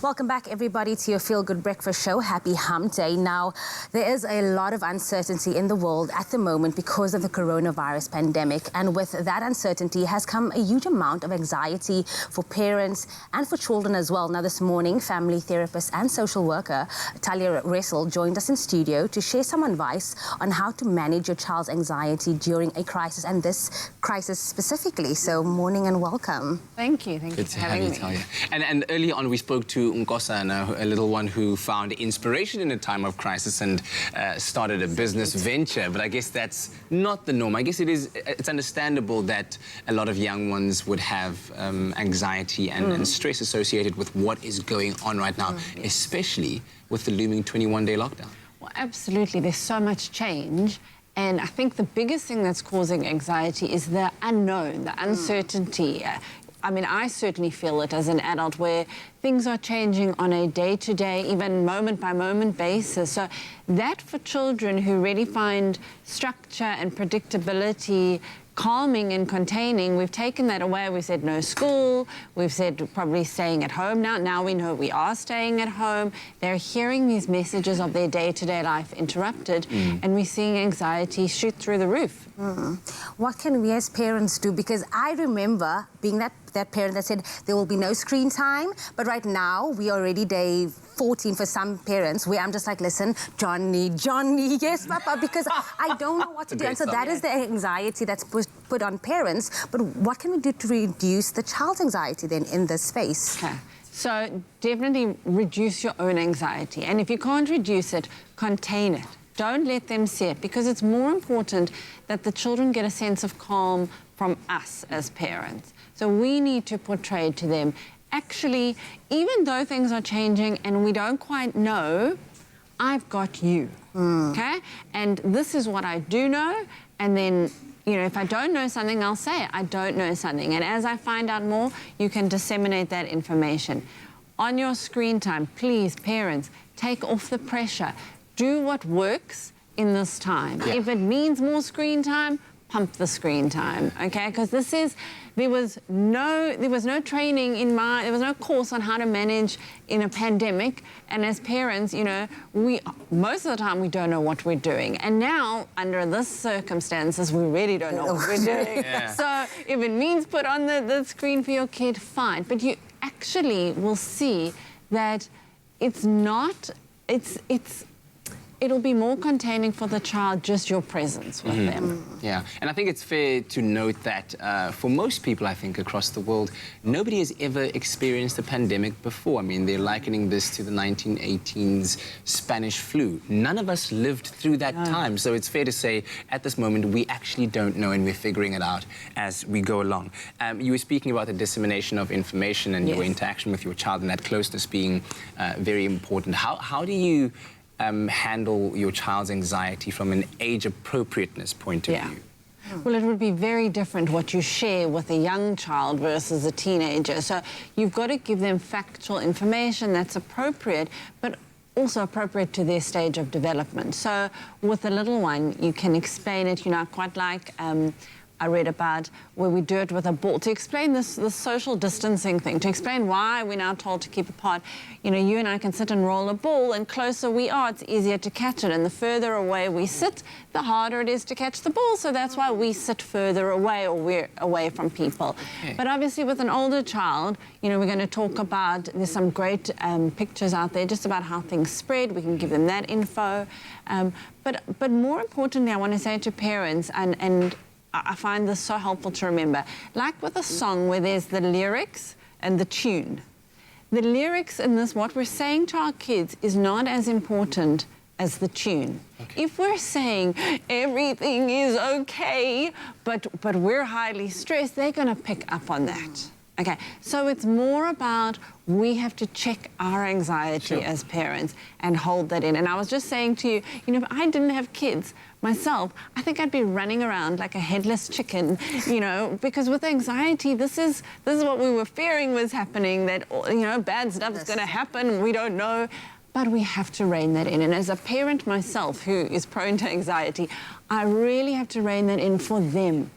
because this is a once in a lifetime, please God. You know, this is a once unknown to all of us, and we've got that responsibility as parents to manage it for our kids and to filter that. So I have to take on more so that I can not let my child take on so much. Yeah. Well, thank you very much for that, Talia. Some very, very insightful words there indeed. We'll carry on our conversation very shortly. And yes, indeed, think about the tune that you're singing, the lyrics that you're singing, but more so what that melody sounds like. Check yourself so that you can restore calm in the household in order to ensure that we make it through these 21 days. Parents or not, maybe you're a boss, maybe you're working in essential services. These are extremely stressful times at the moment. Certainly doesn't sit well with our bodies and our overall energy levels. I think all of that, there's been a kind of general sense and set today. Everyone's feeling a bit subdued. We are starting to feel the physical effects of this stress now manifest. And we often find our overall health takes a bit of a knock, affecting our energy levels, feeling tired when waking up in the morning.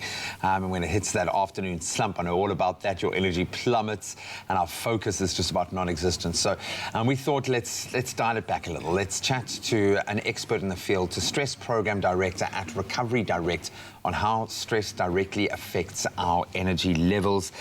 Doug Kemp, thank you so much for joining us. How are you? Thanks for joining us at our 1.5 meters. We've obviously had to make various adjustments, and I mean the stress in this instance plays out on a number of levels, and it's brought about almost an existential crisis because we're having to think so deeply about so many things. But maybe let's get quite general and talk about anxiety and the toll that it takes on our bodies and what causes stress. What's actually going on when we feel the physical effects of stress?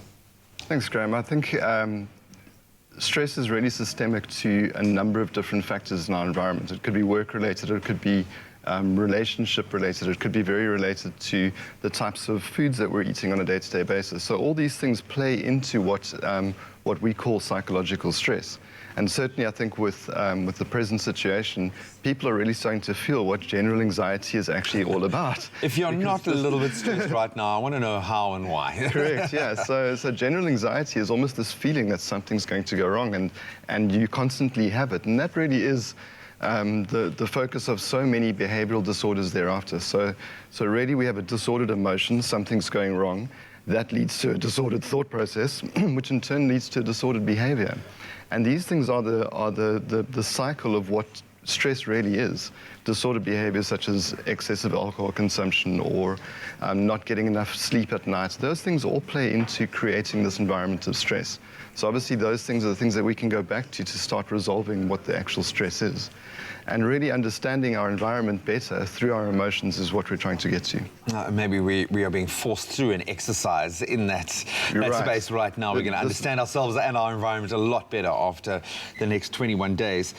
How does stress then affect our bodies? Because you talk about it as an emotional state, but it really does have a physical effect. So certainly your body is very much connected to your emotional state in terms of how people self-soothe and how they get back to a de-stressed state. Often involves external factors such as alcohol consumption or substances. But certainly we're very connected to the way our emotions are and the behaviors that we're using to actually subdue those emotional things. So we can't unfortunately separate the two. But what we do know is that certain, by taking a multivitamin diet in terms of actually eating whole foods and so on, can have an effect on the body and can have an effect on your greater well-being, which is obviously going to help the whole thing work properly. But yeah, unfortunately, we can't separate the emotion and the body. We're a system, yeah. We're a system. What are the first major signs, worrying signs of stress? Look, I think that stress plays out differently in different people, but certainly we see behaviors for people trying to restore self-calm in their lives again become problematic. And this often turns out into behaviors such as alcohol use and substance use disorders.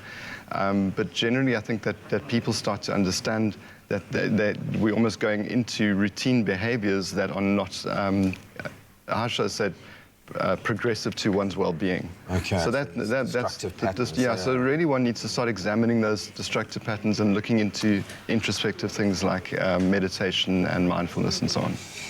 Why is it that some people handle stress better than others? Is it how we're wired? It's how we learn the ability to self-soothe, and that comes from a very early childhood age, and it goes through us, and we learn behaviors to self-soothe throughout our lives.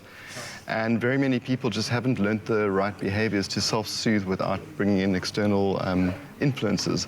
And so one needs to do a lot of examination to understand how it is. And if you have got that backing and learning how to self-soothe, you're much less susceptible to being stressed than if you haven't got that backing. Just very quickly to wrap up, what would you recommend is a great way to start to manage your stress? I know it's a journey, but where do we begin? It's we can really go back to what mom and dad said back in the day: eat your vegetables, like don't drink too much, stop smoking. These are very obvious things. These are behaviors that we're using that are compounding stress. But certainly I think that sort of mindful examination of what your routines are and how you can change those routines in benefit to your greater well-being, because stress, anxiety, the nervous system, the immune system, they're all linked together. And one needs to start examining all parts of that system in order to start finding a path that is, progressive towards your well-being in general. Better patterns, good patterns as opposed to bad patterns. No routines. And mindfulness, I think, is a great place to start. Thank you so much. And stay safe, my friend. Thank you, you too. And good luck with your next couple of weeks. Yeah, thank you so much. I think due to these trying and stressful times, we've obviously had to make a lot of changes. Unfortunately, we are postponing our Vitathon adventure race. I know this is extremely sad. I was looking forward to leaving our cute little kitty cat in the dust.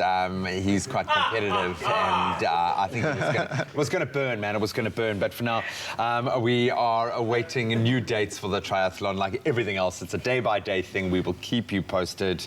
You're lucky, buddy. You're lucky. You're lucky.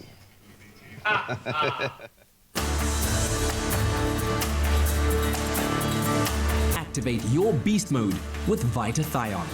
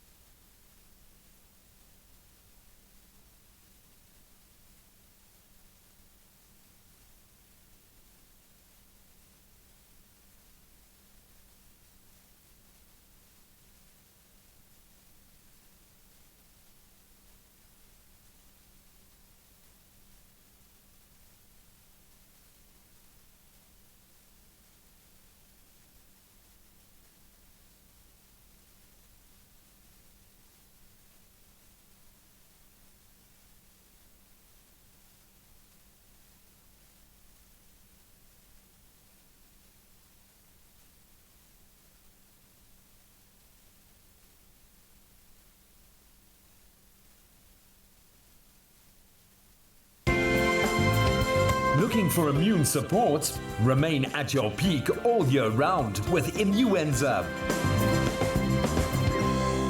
It's my feel-good breakfast show. Welcome back, you beautiful souls. Thank you so much for tuning in. We really, more now than ever, we appreciate you guys staying connected with us. So earlier in the show, we spoke about the increase in anxiety among children and adults. I suppose all of us, none of us are exempt as a result of the coronavirus pandemic and the impending 21-day lockdown, as well as how parents can help their children deal with this anxiety, maybe how we can do that collectively. And we're going to continue that conversation right now with our friend, family therapist and social worker, Talia Ressel. Talia, thank you so much.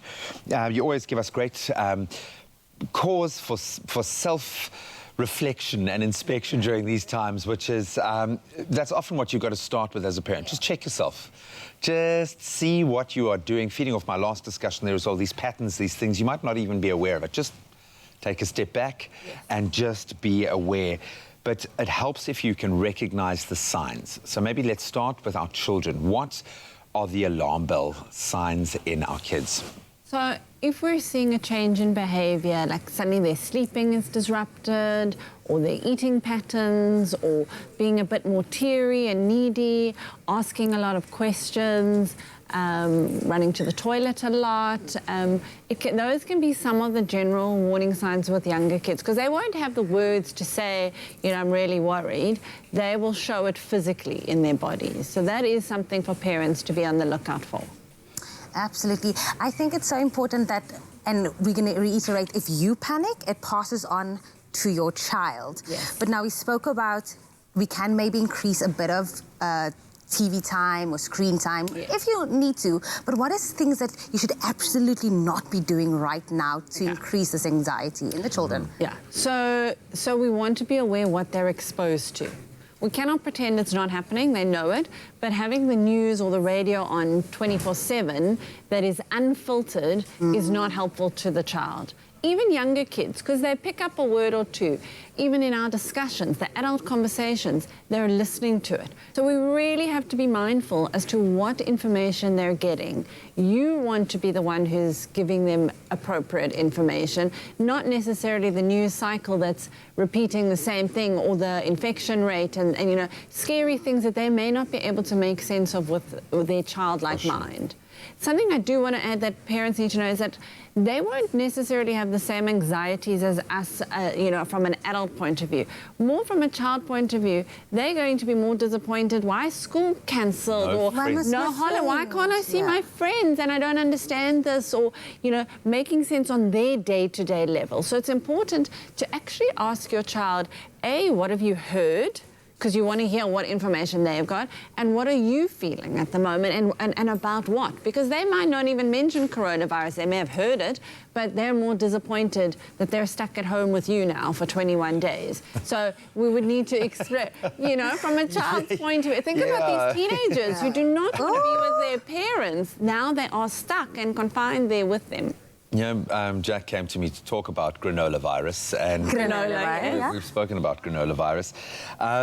Any final tips? Because it's difficult when you yourself as a parent are yet to really wrap your head around the stress and anxiety. There are so many different, it's a complex situation. What would your final words of advice be for parents out there going into now 21 days tomorrow? Take it one step at a time. I have to really do that for myself, because otherwise we can run off with the, you know, the unknown. Take it, even if you have to take it half day by half day, you know, just focus on that with you and your child, getting through that calmly. And also let your child and yourself focus on what you can do. This is how we keep ourselves safe. This is now we've got more time to read the story together, or, you know, cook a meal together. Focus on not what now we can't do or the fears, but focusing on this is how we protect ourselves and this is how we can use this time. But please, just take the pressure off yourselves. This is not the time to win parenting awards or to, you know, really push a new thing with your child. We have got to get through this, and together, you know, as best we can. Thanks for this little wake-up call. I think you've listed 5 things that I've already gotten wrong. But we will figure it out together as parents. Just as Talia says, take the pressure off yourself. There's enough of that going around at the moment. And most importantly, value this wonderful time that you will now have with your beautiful children, and stay safe. All right, welcome back to the Kitchen of Deliciousness for another round of the Culinary Hotline Bling! Sing, sing, sing! And today we're celebrating waffles in all of their glory and splendor. These versatile dough-based gridded cakes that can be eaten for breakfast, lunch, and dinner, and snacks, and dessert. And for 21 days, they're amazing. You don't want to have them for every single one of those 21 days, but they're delicious. That's what I'm saying, okay? They're easy to make as well. Chef Dumi Mukhwai is in the kitchen joining us to make a treat that she got to enjoy as a result of her success on Taste Masters. Yes. Because as a result of winning Taste Masters, you got to travel all the way to Belgium. Did you get to eat Belgian waffles?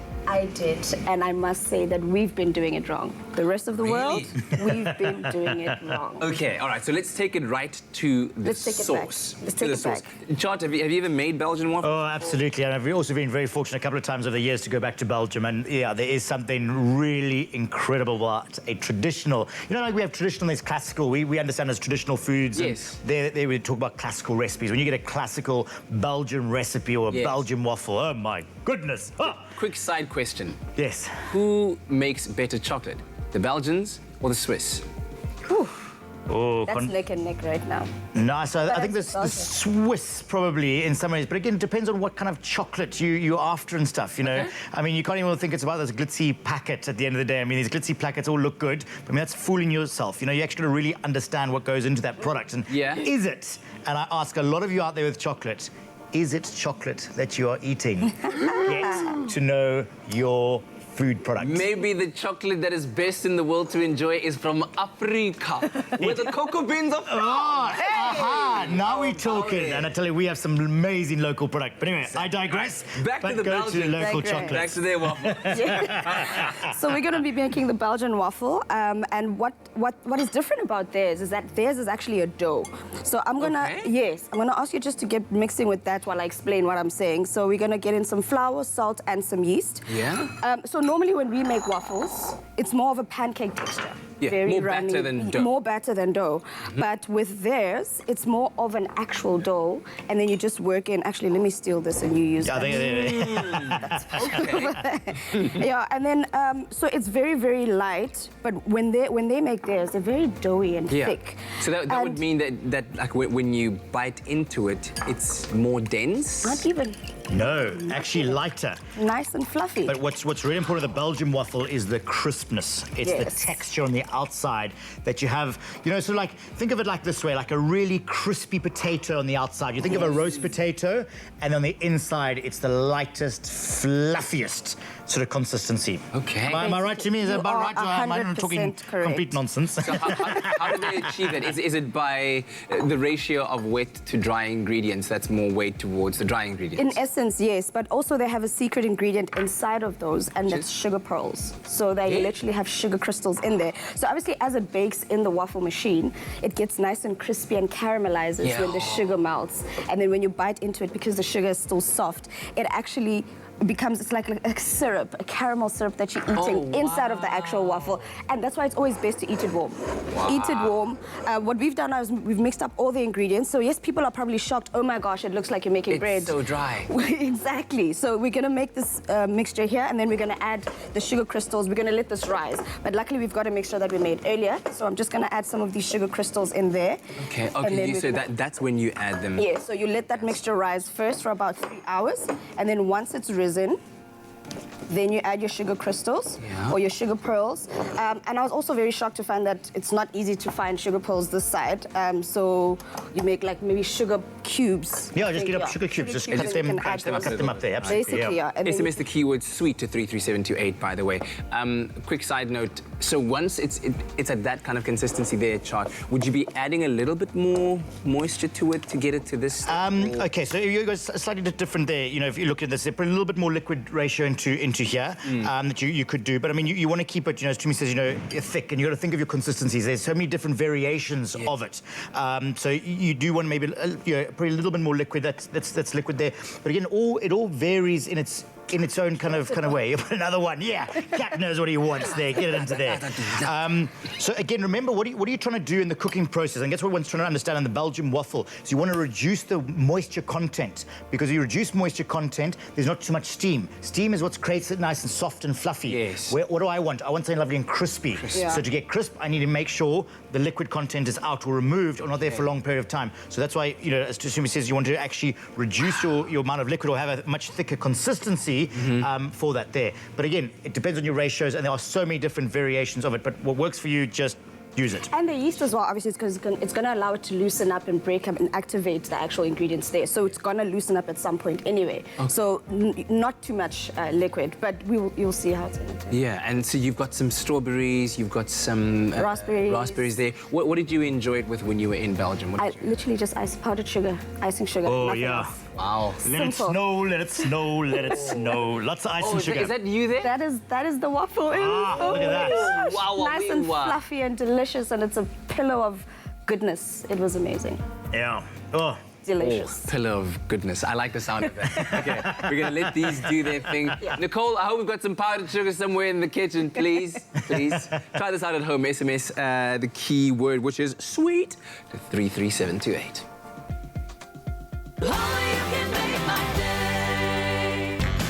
Who says second-hand is second best? At Cash Converters, you can buy top brands at bargain prices and sell your goods for instant cash.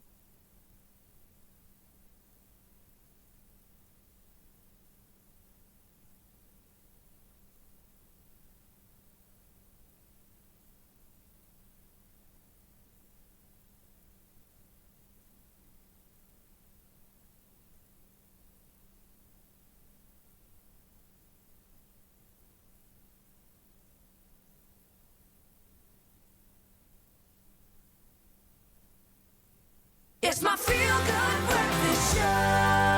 Happy birthday, a very happy birthday to you. Yeah, welcome back to it. It is your feel-good breakfast show, Expresso Live on SABC3. It's a beautiful Wednesday. It's hump day. Time for us to celebrate your birthdays. Part 2, baby. We've got a very, very special person celebrating their birthday today as well. Yes, we do. If you're celebrating your birthday, you're celebrating it with Elton John, everybody. Now, Elton turns 73 years old. He's an English singer, pianist, songwriter, and composer. Now, this icon has sold more than 300 million records, making him one of the best-selling music artists of all time. How incredible is that? Now, Sir Elton has more than 50 top 40 hits in the UK single chart, as well as 7 consecutive #1 albums in the US. Not only is he supreme in the music industry, but also an icon globally. This 5-time Grammy Award winner was able to establish his own foundation called Elton John AIDS Foundation.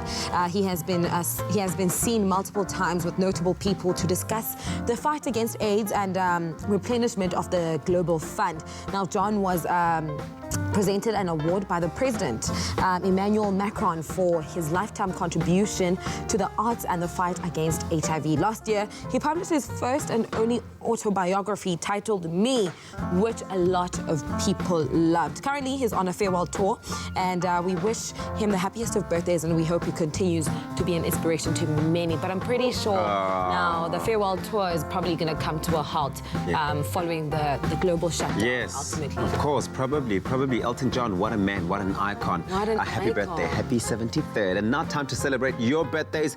It is Don Lee's birthday today. A happy 25th birthday to Don Lee Abrams.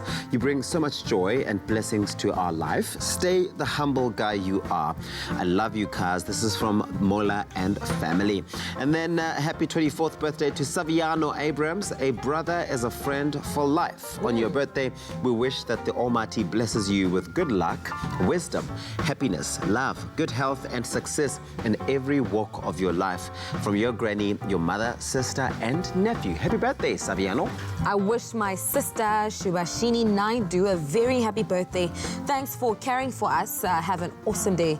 With love from your sisters, Nelly and Rashini, brother-in-law, Rodney, Riyand, and Jeremiah, and Caleb. Happy birthday to you. Happy birthday to Jessie. You are our world and our reason for living. We love you dearly. Have a wonderful birthday with many more to come. Love from your parents. Looking all swagged up, Jessie. Stunning. We see you. Look at the swag. And then it's Jessie's birthday today. Jessie, happy birthday. In fact, you are our world and our reason for living. We love you dearly. Jessie's luck this morning. Sorry, Jessie. Sorry about that, Jessie. Happy birthday. But happy birthday you, from Jessie. all of us. But listen, it's Nadia's birthday. It's actually Nadia's birthday. It's Nadia's turn now. Happy 15th birthday to my best friend Nadia Jason, or is it Jason? I'm grateful for your true friendship.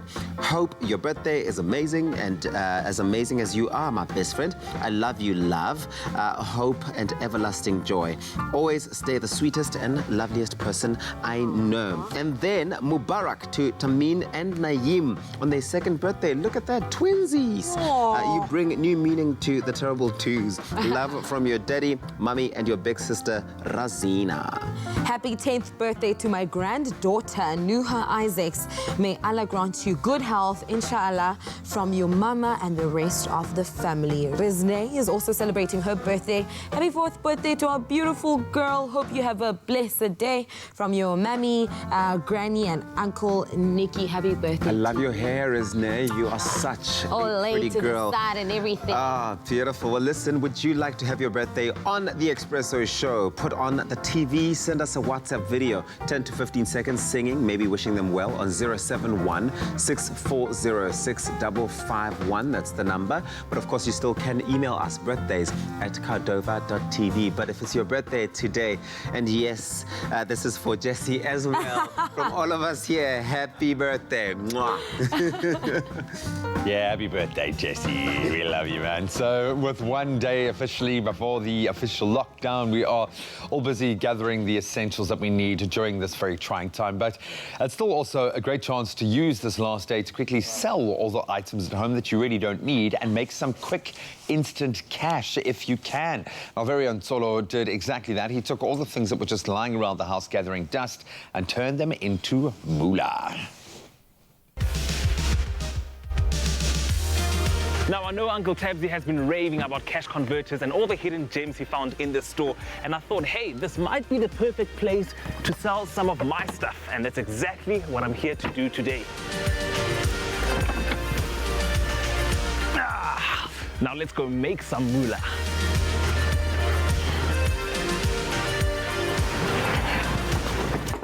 Hey, Cash Converters is in with the times. I like.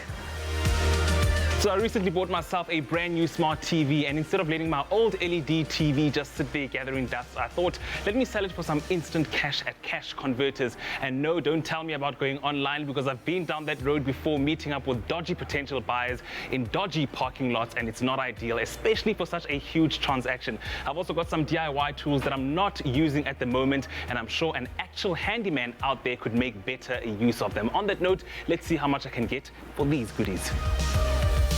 Good morning. Welcome to Converters. Thank you very much, Chipo. Good morning. How are you today? I am very well, and yourself? I am doing well. How can I help you? I'm here to sell two items, a TV and a DIY toolbox, but I've never done this before. Okay, let me just take a quick look on your TV. Let me grab the model number and do a quick research and see if I'll be able to give you that. Okay. Do you have the remote with you? Yes, I do. Okay, I can see you've got your cable and your remote. So how old is your TV? I've had it for 3 years now. Okay, because it's still looking good and it's in mint condition. You've been keeping it so well. Okay, so all right, now I need to test your goods. Then if I am also happy, then we will do the deal.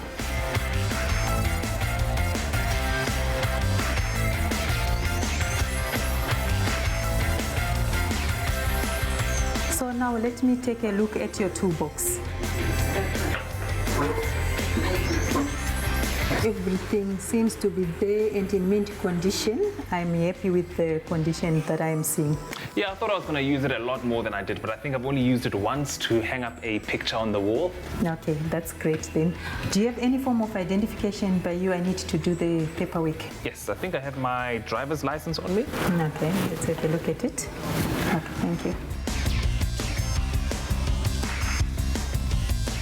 Okay, here's your receipt. You need to sign for me there. Thank you very much, Chippo. You're welcome. I love this. It literally took 10 minutes and I'm about to walk out of here with instant cash. I really can't describe what a relief it is to walk into a safe, friendly and fresh store to sell my stuff. I mean, I could get a couple hundred more rands online, but it's really not worth all the stress. Okay, thank you so much. You have a wonderful day. Thank you, Chippo, and hope to see you soon. And sold. I honestly don't know what I've been doing before this. I literally walked in here and sold my tools and TV, and I'm walking out with instant cash. I really can't believe I used to deal with all the hassle of selling online. I don't know about you, but I'm going home to find some more stuff to sell. So yes, you can sell online, but anyone who has tried that process, it can be lengthy, it can take days, a lot of back and forth, it can be a little unsafe. This way, with cash converters, you get out there, you get your cash in hand, no chances, just cool, hard cash in minutes. Yes, please. Well, the time is just before 8 o'clock, and here's a look at your news headlines on this Wednesday morning. On the national news front, as the country prepares for a lockdown to stop the spread of the coronavirus, a handful of activists took time out last night to celebrate World TB Day by witnessing both houses of parliament being lit up in red to highlight South Africa's most lethal infectious disease. Western Cape Health MEC Noma French Mbombo said TB was being left behind. Although it is a curable disease, TB continues to be the #1 cause of death from illness in South Africa, killing around 63,000 people per year.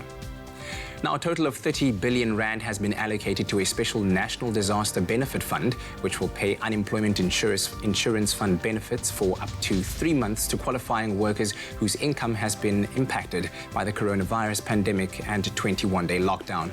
The monthly payment will be up to 3,500 rand. Meanwhile, Department of Human Settlements Minister Lindiwe Sisulu says 29 areas which are, quote, heavily populated, where the virus could spread easily, have been identified, and consultations to make land available to house these people are underway. On the international news front, at least 70 Nigerian soldiers were killed in a jihadist ambush, military and security sources said yesterday. Insurgents fired rocket-propelled grenades at a lorry carrying troops. The terrorists specifically targeted a truck loaded with soldiers with RPGs and incinerated the vehicle, killing all on board. Several soldiers were injured and some others taken captive by the jihadists. The Islamic State West Africa province faction split from Boko Haram insurgents in 2016 and has focused on attacking troops, raiding bases and ambushing military convoys. Now, India's Prime Minister Narendra Modi has ordered all 1.3 billion people in the country to stay inside their homes for 3 weeks starting today, the biggest and most severe action undertaken anywhere to stop the spread of the coronavirus. Modi said every district, every lane, every village will be under lockdown. He also added that if they can't handle the next 21 days, the country would regress 21 years. The only option to escape the coronavirus is social distancing, he added. And now for some good news regarding the national shutdown. As the whole country prepares for that national shutdown, South Africans will be expected to stay home except under very specific circumstances, and businesses that are not essential must be shut down. But the good news is that the most important day-to-day stuff we need will be accessible or can be reached. Grocery stores, spazas and pharmacies will remain open, and you'll be able to go shopping for essentials, seek medical care and take your pets to the vet. ATMs and bank branches will also be open. Specific measures will be taken to ensure that food production and imports continue. And remember, the South African National Blood Service is open for business and right now needs donors more than ever. In Madiba's words, when people are determined, they can overcome anything. And a quick look at the world of entertainment. While the number of positive corona cases continues to rise, the silver lining is that every day there are more reports of patients that have made full recoveries. Now, among these are American actor Daniel Day Kim and Russian actress Olga Kurilenko. We'll have more on these stories in our full entertainment report a little bit later on. Well, that's it for the news headlines at 8 o'clock right now. Here's what's happening in the world of sport.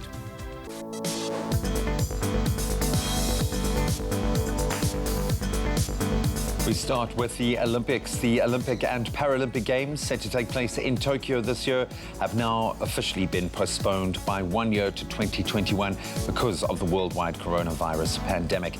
In a joint statement from the Olympic organizers in Japan and the head of the International Olympic Committee, an agreement was made to postpone the Games to no later than the summer of next year. The Olympics is the latest and biggest sporting event due to be postponed due to the COVID-19 virus. Then on to netball. Netball South Africa's president, Cecilia Molokwane, has tested positive for the coronavirus after she had traveled to Europe for business meetings with the International Netball Federation. Molokwane, a board member of the INF, traveled to both the United Kingdom and Scotland earlier this month. The meeting she attended took place as South Africa is gearing up, of course, to host the 2023 Netball World Cup in Cape Town. Then on to non-COVID-19 news and rugby. Springbok and Stormers scrum half Herschel Yankees will be staying with the Stormers until at least the end of the 2022 season. That was after signing a 2-year contract extension with Western Province Rugby. The 23-year-old represented Western Province from the under-16 level, made his debut for the Stormers at the beginning of the 2019 season. And finally, WWE's live tour in South Africa has also been postponed. That was originally set for April and May, now in September due to concerns over the spread of the coronavirus. WWE will return to South Africa with events from the 10th to the 12th of September in Cape Town, Durban and Johannesburg. And we'll watch that space for any further updates. But that's where we leave our sport for now. Let's take another look at the roads.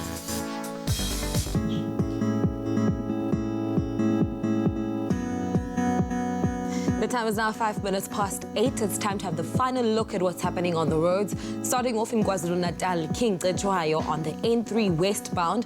There has been an accident after the King Cetshwayo interchange obstructing the right lane. Please keep a lookout for this.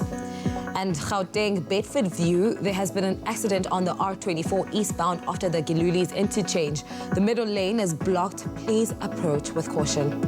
And lastly, Metro Rail Northern Line, all Strand and Multisplay trains will terminate at Bellville until further notice. Commuters are advised to use an alternative mode of transport this morning. That's your 8 o'clock traffic roundup. Right now it's time for the final look at the weather with Jamie.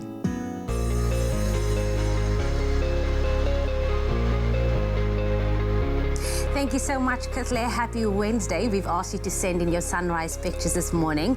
Thank you so much to JP Malherba for your amazing sunrise from Robertson, as well as Verity Herbert for your beautiful pink skyline from Rubik West, as well as Carol Ann Bisson for your spectacular orange skyline from George, and lastly to Hira for your stunning skyline from Athlone in Cape Town. We absolutely love waking up to those pictures. But right now, let's take a final look at the temperatures throughout the country. Starting off in Polokwane, your low is 17, peaking at 30 degrees.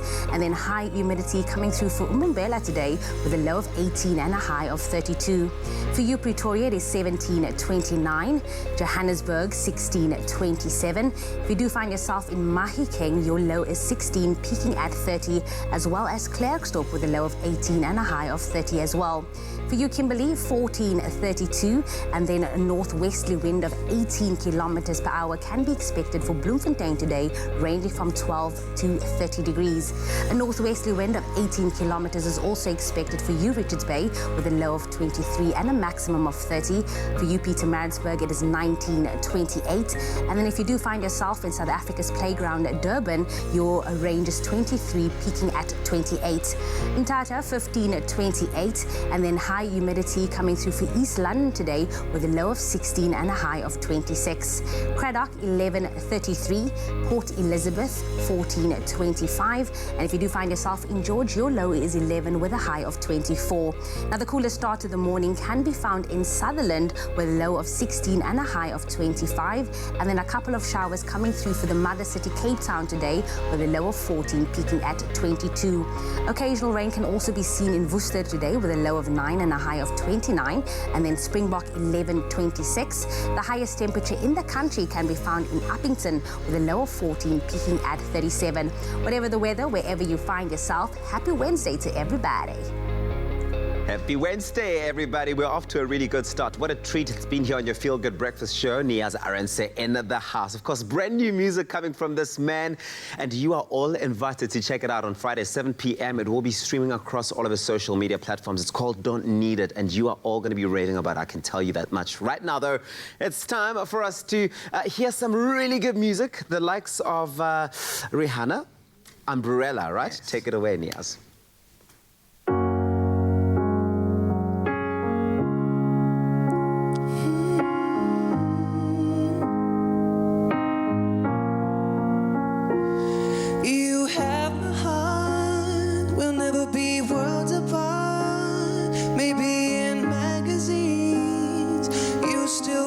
Star, baby, 'cause in the dark we can see shiny cars. It's when you need me there. With you I'll always share, because in the sunshine we shine together.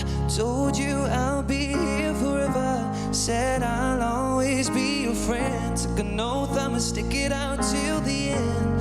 Now that it's raining more than ever, know that we'll still have each other. You can stand under my umbrella. You can stand under my umbrella. Hey, under my umbrella. Yeah. These fancy things will never come in between. You're part of my entity.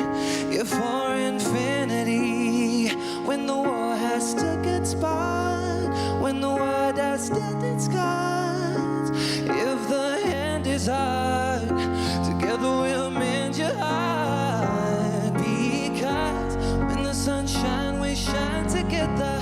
Told you I'll be here forever. Said I'll always be your friend. Took an oath I'ma stick it out till the end. Now that it's raining more than ever, know that we'll still have each other. You can stand under my umbrella. You can stand under my umbrella. Yeah, under my umbrella. Yeah, you can run into my arms. It's okay, don't be alarmed. Come into me. There ain't no distance in between the love. Go let the rain pour. I'll be all you need and more.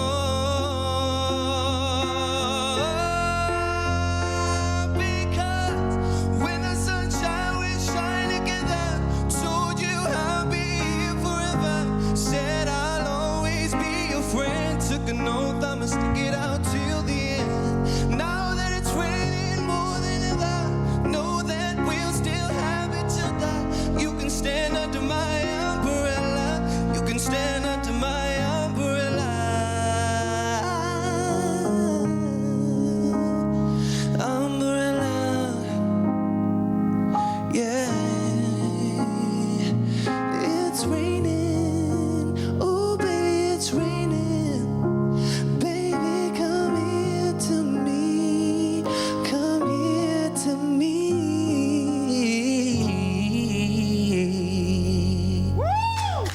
Yeah, Niaz Arense here on your Feel Good Breakfast Show. That was so amazing. Thank you. I'm seeing so many of the ladies around the studio here. Of course, social distancing, and each one of them in their own corner going, where's the umbrella? I want to be under your umbrella. Where is the umbrella? Oh, man, the best of music here, the best of talent. Of course, his music launches on Friday, but of course, more performances coming from him. We're going to take a quick break. After the break, we're getting inspired on all things beauty. We'll see you after this. Oh, you can make my day.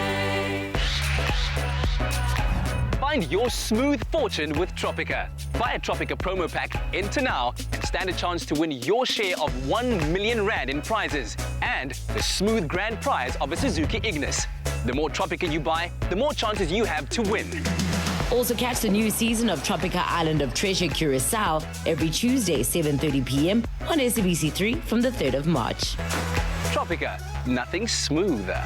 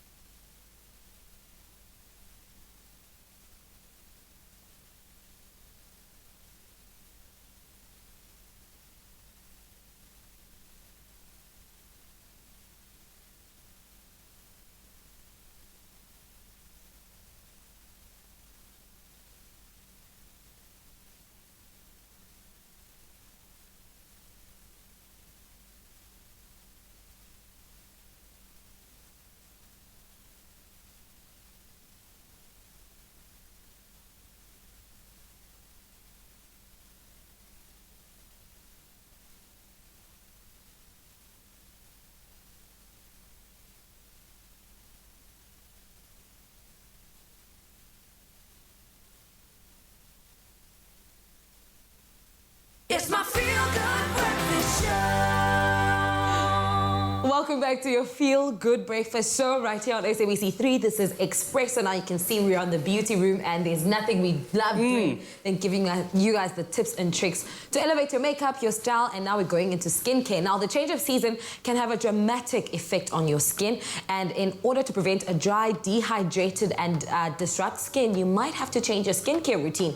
Joining me in studio to talk about the importance of skincare is Shiraz Reddy. Hi. First of all, I mean, we can feel that the seasons are changing. Skin's drier. The air is drier. The skin is also reacting to that. What can we do to prevent our skin from breaking out and like being so dry? Something that's very important for me is, like I mentioned earlier, is definitely investing in a really good serum. One like this in particular from WBC is the hydrating serum. I mentioned earlier on the hydrating cleanser. That's also really good. So what you want to do is you want to cleanse and tone and then apply your serum. And also what's really nice about the serum is you can use it twice a day. Okay, because also like you would layer your clothing in winter, got to layer your beauty regime, got to hydrate, got to add that moisture, because obviously the air is, you know, sucking it out every day. So then definitely investing in something like that. But also something that I really love, girl, let me tell you, there's an anti-aging one.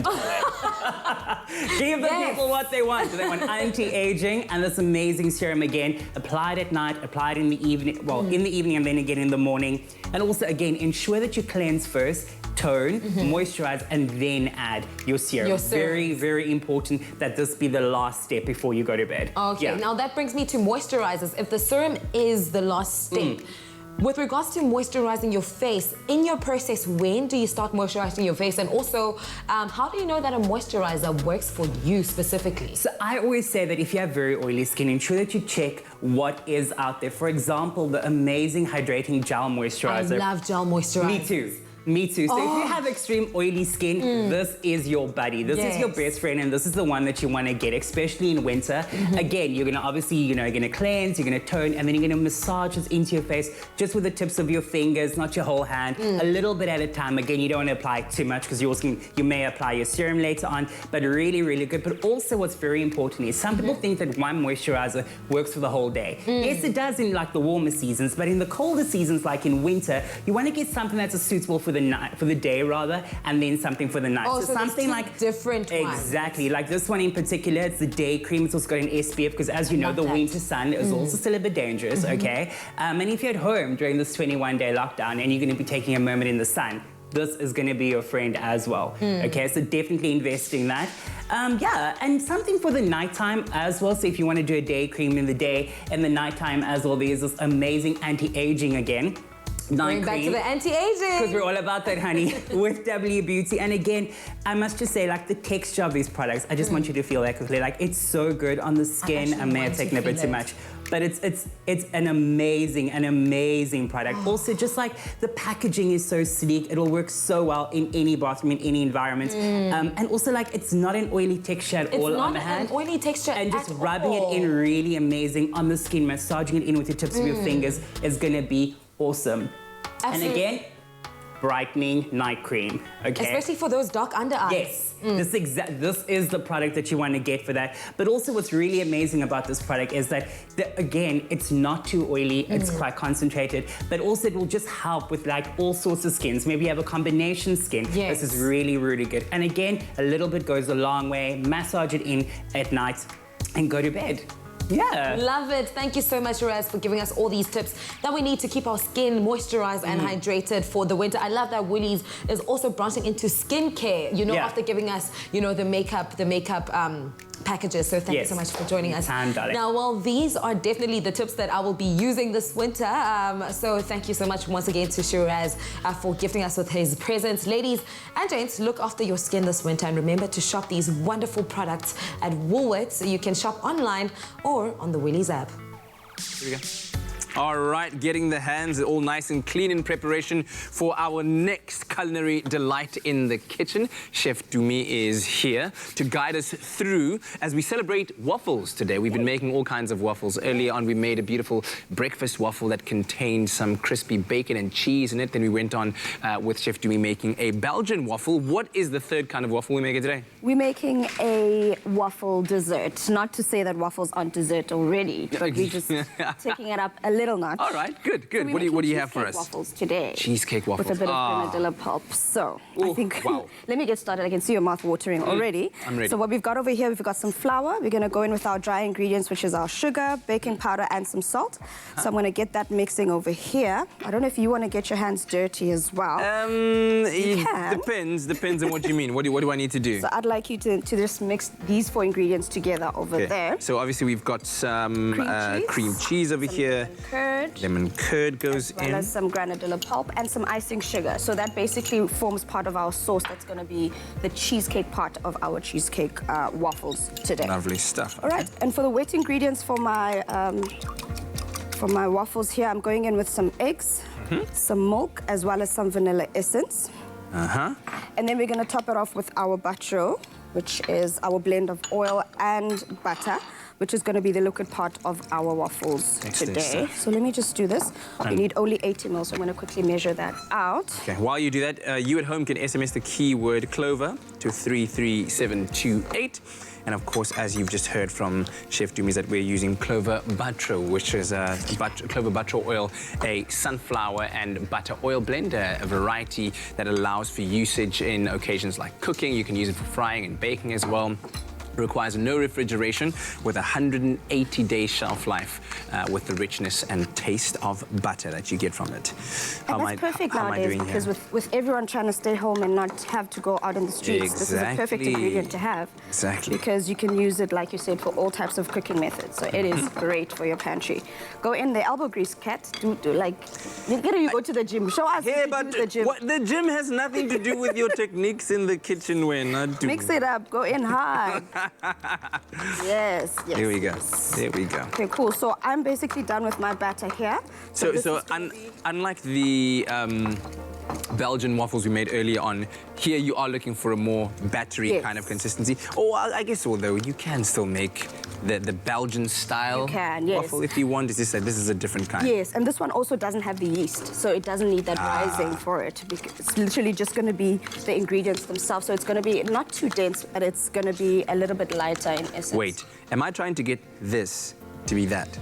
Mm-hmm. You didn't. I should have gone in slowly with. Oh my word! Okay, it's gonna take me some time. While you do that, then let me get started with getting this waffle in the iron. I'm just gonna keep myself busy here on the side. Elbow grease, brother. Elbow grease. It's giving me problems. We're trying to show people that you should be, you can do basically you absolutely anything with anything. I think this will take you are the about worst. 1.5 episodes of a series, of your favorite series. You are a so human go, waste. so go sit in the lounge and watch it on loud. Do you want me to get in there with No, I'm good. I'm not going to let this get me under. How, do you even make waffles ever? I actually don't. I don't own a waffle iron at home. You should invest. I should actually. I think they're one of the most easiest things to make because literally all these ingredients you've just mentioned here are always in your pantry. You always have flour, you always have sugar, always vanilla essence. Like you can literally have waffles for the full 20. I'm going to challenge someone to have waffles from day one, from the 20. Please don't. Please don't. I 21 encourage you at days. home. Please, do not do that. In the meantime, let's quickly show you how we made it. Clover Fresh Milk is the #1 milk brand in SA. Made with love by Clover.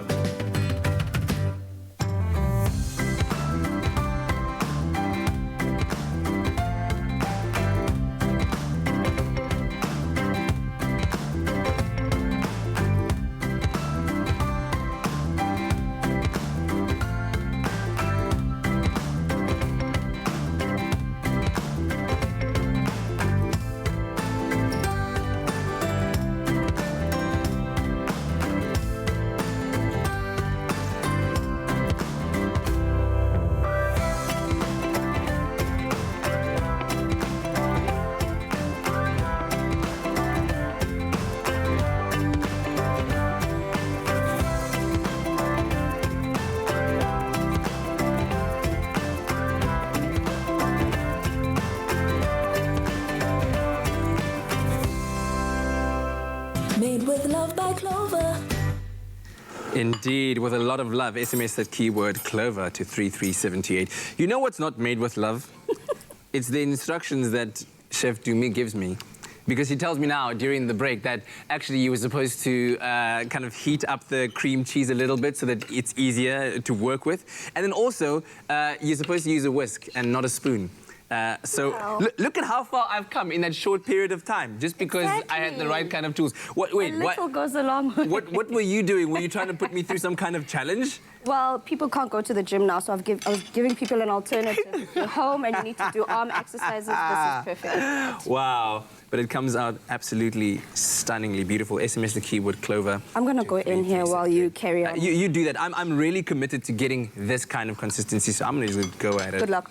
This is going to be me, or ad break long. I should be done with these waffles when you're done there. Thank you very much.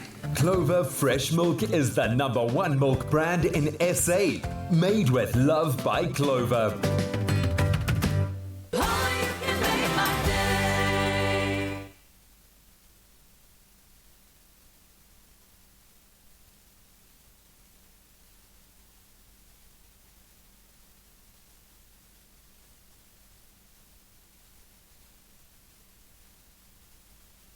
By Clover.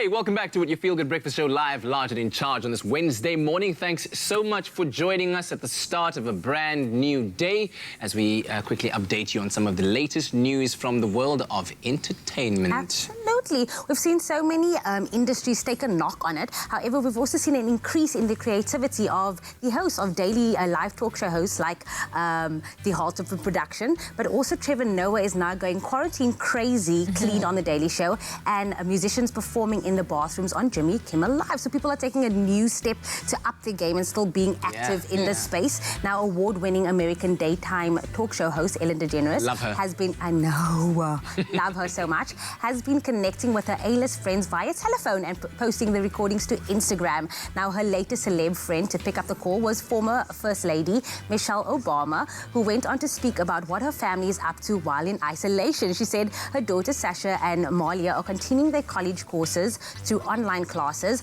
while she wasn't quite sure where her husband Barack was at that time, probably somewhere isolating and chilling with somebody, I don't know. But Michelle... No, wait. With a dog. With a dog. Somebody. No, don't be spicy. Don't try to... I'm saying you're probably in the other part of the house with the dog. Keep quiet. Now, Michelle and Ellen then reflected on the positive values and gratitude brought to them by the current situation and how big organizations can start to think of how they will recover from the financial repercussions of shutting down completely, touching on how this time in isolation has given Ellen the opportunity to get back into fitness. The iconic ladies then brainstormed a fun way to raise money to relieve the impact of the coronavirus. A lot of working out. It's a lot. I'm ready to challenge you at a plank pretty soon. I'm getting there. Well, we're gonna, I'm gonna let you sit on that because you always seem pretty overly confident in your ability to best me in these physical matches. I'm gonna let you see. Yeah, I'm gonna let you sit on that too. I know she's been working out every day, Michelle. I've been working out. Me too. Yeah. Me too. All right. All right. We're ready then. We'll have to Zoom each other or FaceTime each other and hold the plank and see how long. Hold the plank for how long? Exactly. Without cheating. We can do it as a charity event. We can raise money and people can bet on who's going to win. I love her. This is exactly why we like her. Because it's really just so great to see that she's doing a good thing and making sure that she's still staying active, still keeping up with still entertaining people through the... And I think that's maybe like a massive challenge out there to all of our creatives in the entertainment industry. See how you can keep your magic and your creativity going all throughout this. I think, what was it? Was it James Blake the other day who had almost like a full-on concert with just his phone live on Instagram, and it was so good. Like 25,000 people tuned in to watch that live stream on Instagram. And so, yeah, be challenged. Challenge yourself to come up with new songs, new ways of communicating with your followers and connecting with your people out there. Don't let this time of quarantine dull the magic. Why are you laughing? I'm laughing because I saw this meme that says, no matter how long the lockdown is, I'll never download TikTok. But this one is just TikToking there. I'm a savage, I'm a savage, I'm a savage. Yeah. That's why I was laughing. Follow me on TikTok. Now, moving on to a story that does highlight, the challenges of the coronavirus is also impacting everyone globally, especially pregnant women as well. It's actually, it was very interesting for me to learn that in most parts of the world, actually, they've banned, visitations in hospitals for a number of people. You can't visit people in hospital who are over the age of 18, and also if you have a pregnant partner, you can't be in the delivery room with them. It's actually quite crazy. Now, American actress Chloe Sevigny, who is expecting her first child with boyfriend Sinisa Makovic, shared her opinion of the New York Presbyterian's new policy on Instagram this past Monday. The new policies, which also include, as I've mentioned, banning visitors for patients over the age of 18, went into full effect on Monday. New York State has the highest number of cases of coronavirus in America. Now, she sent her prayers to those who need it during this stressful time, saying #pregnant in corona time. I hope all expecting families are finding some calm. Today's news in New York was very distressing for all. #support, #prayers. Now we also send out strength and positivity to all expecting mothers and their loved ones during this trying time. Can I just say something? Yeah. It's already a stressful time to bring a child into the world, but not have a partner in this. And I'm thinking, what is the mental effect of this afterward? We talk about postnatal depression. This is all coming into play now. And Talia and I was actually speaking about this briefly now as well. It's like this is the reality now. This is a new normal. Moms are going into delivery rooms without having a partner there, and so it's going to be a stressful time, and going to see what this is going to be after all of this. Yeah, absolutely. Well, those are some of the latest news making headlines in the world of entertainment. Let us know what you've spotted, what's caught your attention. Hashtag Expresso Show.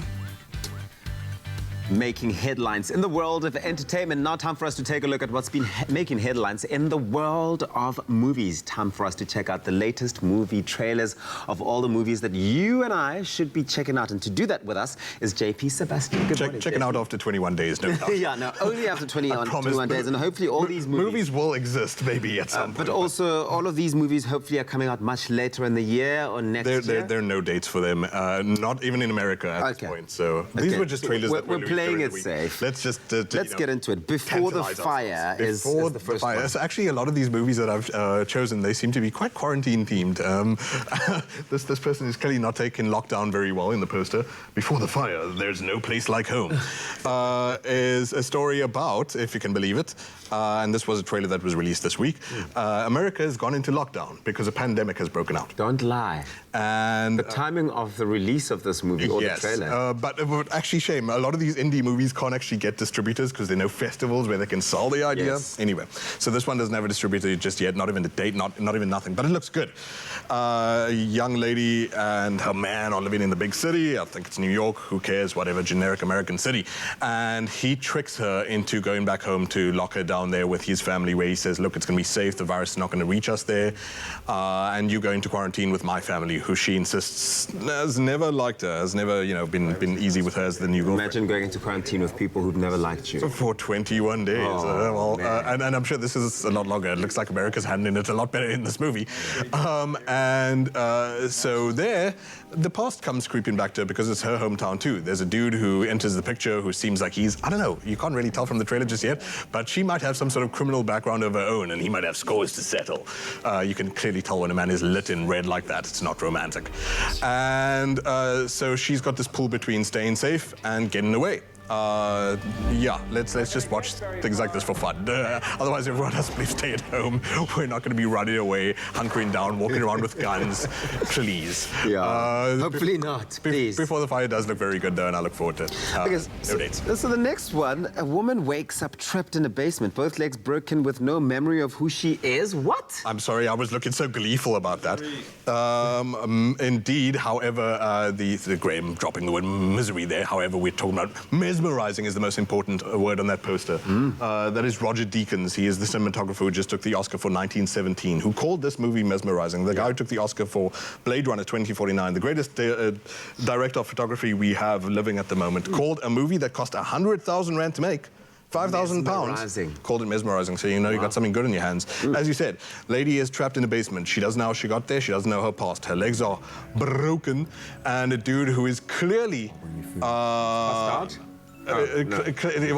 ideally should be at some point in this movie, because he does not have great designs. He tells her, you're staying here, you're in a lockdown, until you fall in love with me, at which point you'll be free. At least he does like foot massages. There's a bit of romance there. No, I don't know. I know you're trying to see the silver lining during this difficult time, but yes, he does rehab her, and it is sort of I'm probably using this word way too loosely and incorrectly here, but you know what I mean when I say this gaslighting situation where he blows hot and cold with a woman.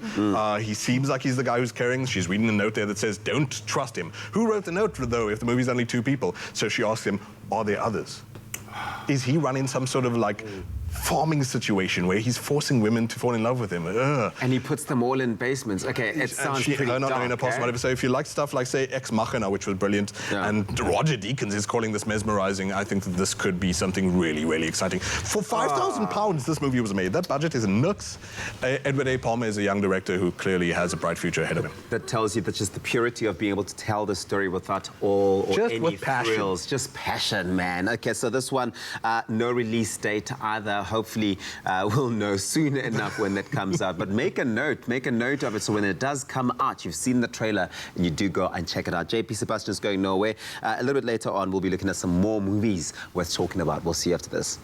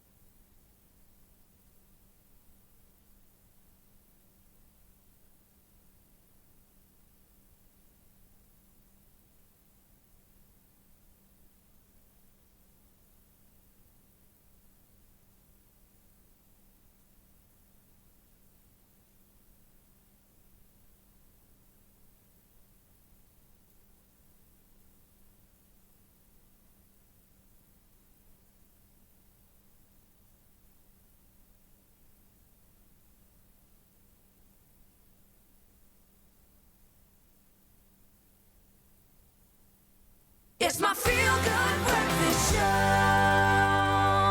Welcome back, you gorgeous people. It is your feel-good breakfast show, Expresso, live on ABC3. Beautiful Wednesday, hump day, and we're getting into more movies with JP Sebastian.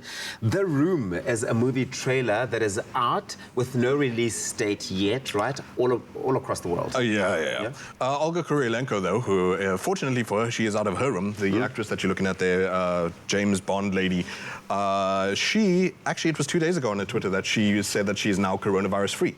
So she had the coronavirus? Yeah, she was under quarantine, and she's got a movie coming out at some point. Hopefully that, puts a bit of a spring in her step. Obviously, she's still under quarantine, but the movie The Room, like I said, somehow these are all lockdown-themed in a way. So interesting. It's such a coincidence. Well, it's maybe like, you makes it all sound so manufactured, but it's not. You shave your hair, and suddenly you think the hair that you see is like shaved because you're trendy. Yes. But clearly we know it's you, Tubby, so that's... Yes. Anyway, The Room. Olga Kurylenko and this young man, they're a young couple who decide, yes, we're finally going to get the big house, and they disappear to a small countryside, like dilapidated home that they're going to remake.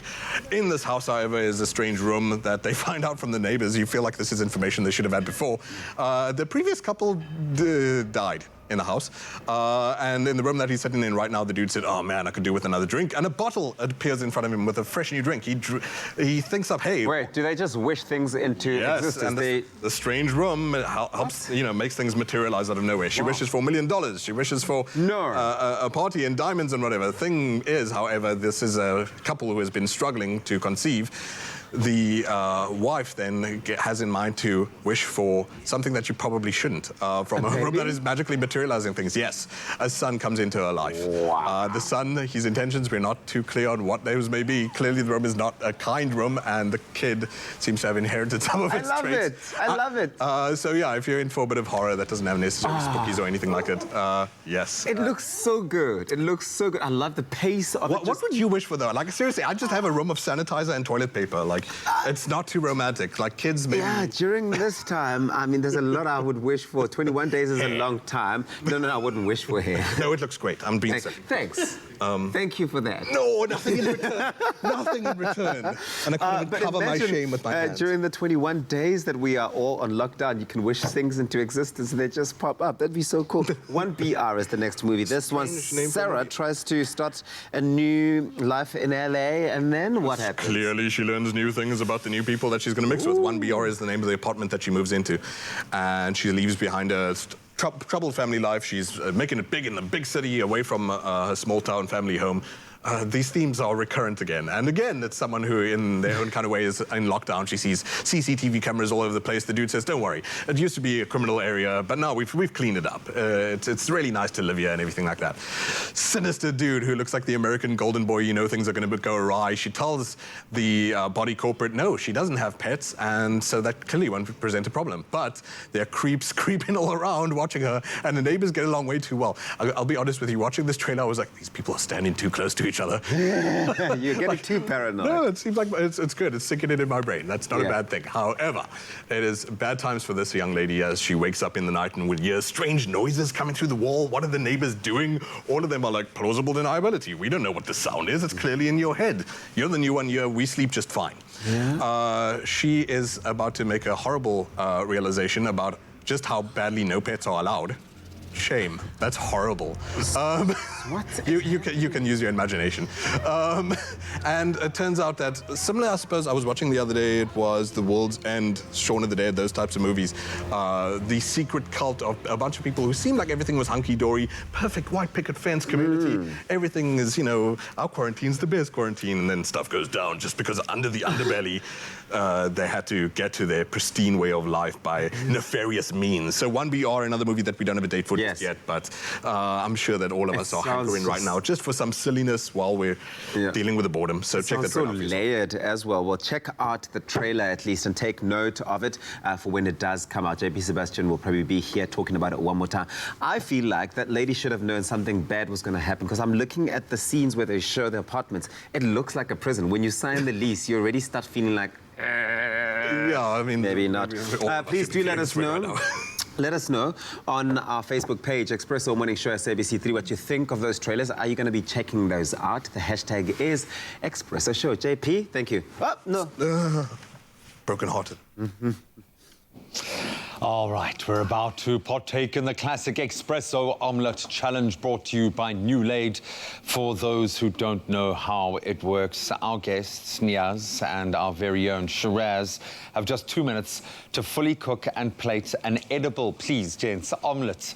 And the first to do so as quickly as possible obviously wins this challenge. Then we're going to judge you on the appearance and the taste of this omelets. So we can't have gents as fine as you in studio without putting you in a very cutthroat challenge of omelette making. So guys, this gets real very quickly, eh? Okay. All right, so I need focus. I need razor-like focus. Yeah, like a timer. There's going to be 2 minutes, and it goes so fast. Okay. Yes, it goes so fast, my friend. In the count of 3, 2, 1, go for it. Start cracking those New Laids. Get into it, gentlemen. Oh, Shiraz is out there with the egg.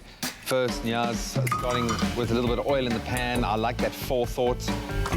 2 eggs already in the mixing bowl. You know, you can't break a few eggs without spilling a few eggs. I don't know what the saying is, but okay, the oil's got in the pan. Shiraz, he did tell me beforehand that he can cook an egg. I've made a couple of eggs in my time. Made a couple of eggs in his time. We'll see this. How's it going there? A little bit of salt and pepper to taste. I like that. About 5 salt bays there. Nice. Okay.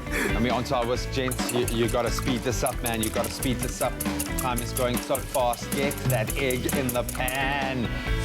Shiraz is in, Niaz is in. Well done, guys. 1:10 to go. Okay, we're looking good, man. How are you guys feeling? You confident? I'm confident. This is my go-to every morning. So really? I think I'm going to do really well. Oh, wow. You might have an unfair telling advantage. me that he usually does like 3 or 4 eggs. Yeah, this is not enough for me. It's a bit of a modest one this Yeah. No, I feel you, man. Everyone's like, you know, what are you going to do in the lockdown? I'm like, I'm going to eat. I'm going to eat a lot. It's going to be my go-to during the 50 lockdown. seconds to go, guys. How are you feeling about your omelets? I'm seeing a nice bubble there. You know, it's nice. Shiraz is ramping up the heat just a little bit. 40 seconds left to go, gentlemen. Come on. Come on. You can do this.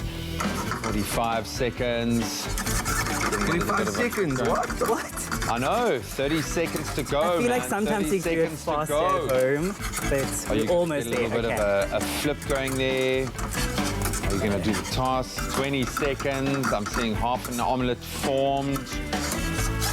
15 seconds to go. Ooh, it's going to go down to the wire as we enter the final 10, 9, 8, 7, 6, 5, 4, 3, 2, 1. Wow, in the nick of time. Woo! Oh, damn. Oh, I won't say I didn't break a sweat. I'm just saying. That was intense. You guys managed to maintain your social distancing throughout that entire process, which is fantastic. Well done. Bit It's of a smelling patchwork. good. Is it looking? Was there a shenanigan? Did we spot a shenanigan on that side? Okay, so let's do it. I'm gonna walk all the way around here. Thank you, thank you. Okay, it looks pretty good. Okay, it looks like an omelette. It does, I confirm, it looks like an omelette. Okay, I'm gonna give it a little bit of a taste here. Right. I'm gonna go for one of the edgy bits that seems a little bit more solid. It tastes like an omelette. The seasoning was very good, very, very good. Good with spices. All right. It's made with a lot of love. I'm just putting it out there. And also, you're looking really dapper today. Thank you, man. I feel it, and I feel the lab emanate. You didn't sanitize before. Oh, actually, I did. Did you? Really? No, I did. I did for sure. I really sanitized. Yeah. Everyone's been giving each other that look like, okay, okay, on presentation, yes, you got it. Yeah. Let's do the final taste test.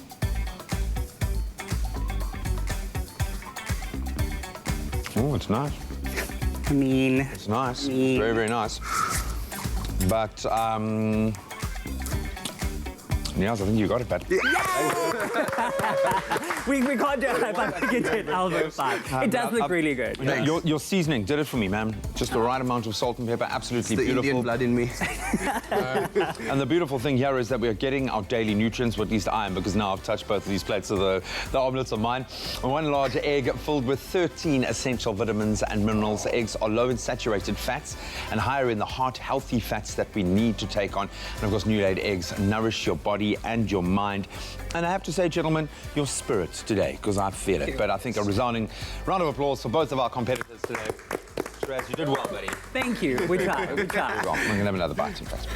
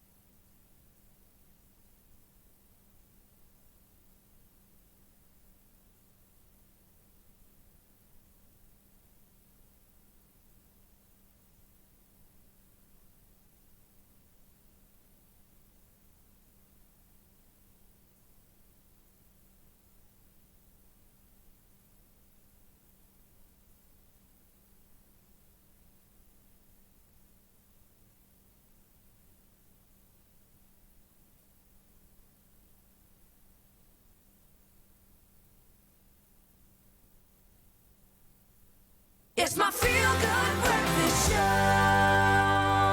Welcome back. This is your Feel Good Breakfast Show. We're live, large and in charge. Happy Wednesday, and thanks for joining us. And right now, we're all about Tropica, Island of Treasure, Curacao. And of course, hashtag Tropica is all about winning smooth fame and fortune. And it's not just the guys that are on the island that get to walk away with smooth fame and fortune and great prizes. You at home also stand a chance of winning fantastic prizes. And there are, believe me, fantastic prizes to be won. There's a trip for two with KLM all the way to Amsterdam. There's LG Q8X smartphones. There are LG smart TVs, Steam dishwashers. There are guest watches, vouchers and accessories. Plus, there's that smooth grand prize of a Suzuki Ignis. And of course, the more Tropica you buy, the more chances you have to win. So today, we have a very special announcement to make. Congratulations to our very first winner. This is Pinky Cindy Makubu, who is the smooth new owner of a brand new guest watch. Congratulations!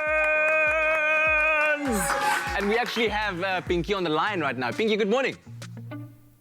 Good morning, how are you? Very, very well. Pinky, where are you from? I'm from Standerton. From Standerton. Hello to everyone there in Standerton. Listen, congratulations on winning. This is wonderful news. I hope that you're very excited. How are you feeling? Oh, I'm fine and I'm very happy actually. And what do you think of the prize that you've won? I think it's great because actually I never thought that people really do win this competition. So I'm over the moon.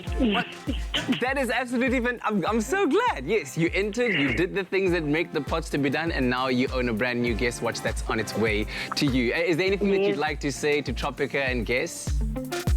No, I would like to thank Tropica and Guess for giving me this opportunity and for giving me the watch because really it's a nice watch. So yeah. I'm really happy. Hopefully it'll make counting the hours during the 21-day lockdown a little bit easier because it's so nice to look at. Yes, and it also shows the day. Wabona, Pinky. So simula kamuso, and then you count 21. What's the date? What's the time? Listen, thanks so much for entering the competition and congratulations on winning once again. We hope that you enjoy this new watch.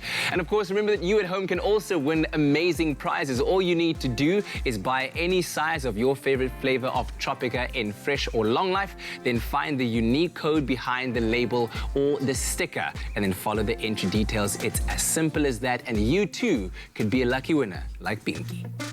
Congratulations, Dipinka Pinkas! Right here on your Feel Good Breakfast Show, the Feel Good continues. Niaz Arense has been mesmerizing us with songs all throughout the morning, and here it is an exclusive on the television, never performed before on TV. It comes out only on Friday, and you can catch it on all of his social media platforms as he streams live the launch of his brand new single. It's called Don't Need It. Take it away.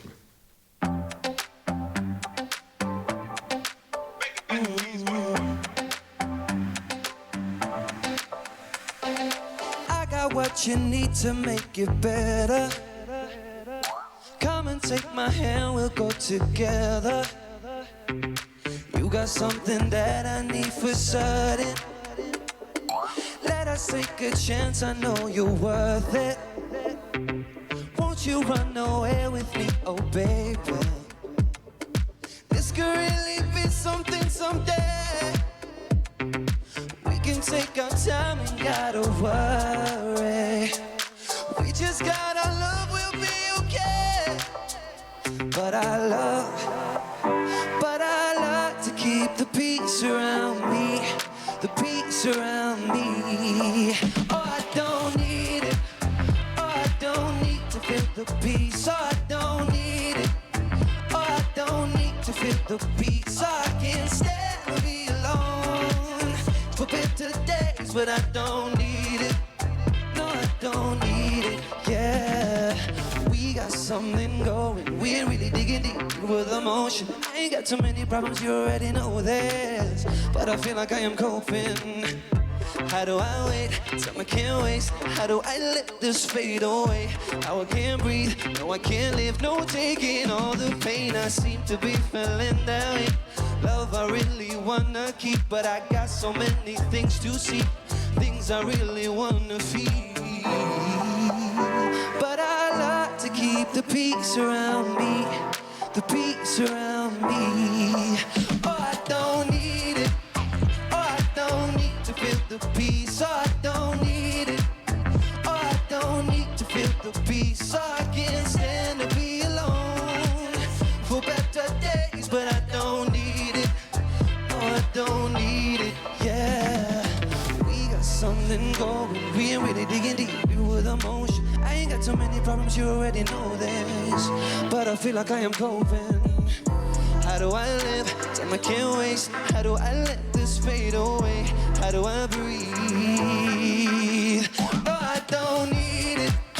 No, I don't need to feel the peace. No, I don't need it. No, I don't need to feel the peace. I can't stand to be alone for better days, but I don't need it. No, I don't need it, yeah. No, I don't. No, I don't need it. I don't need it. I don't need it for better days, but I don't need it. No, I don't need it, yeah.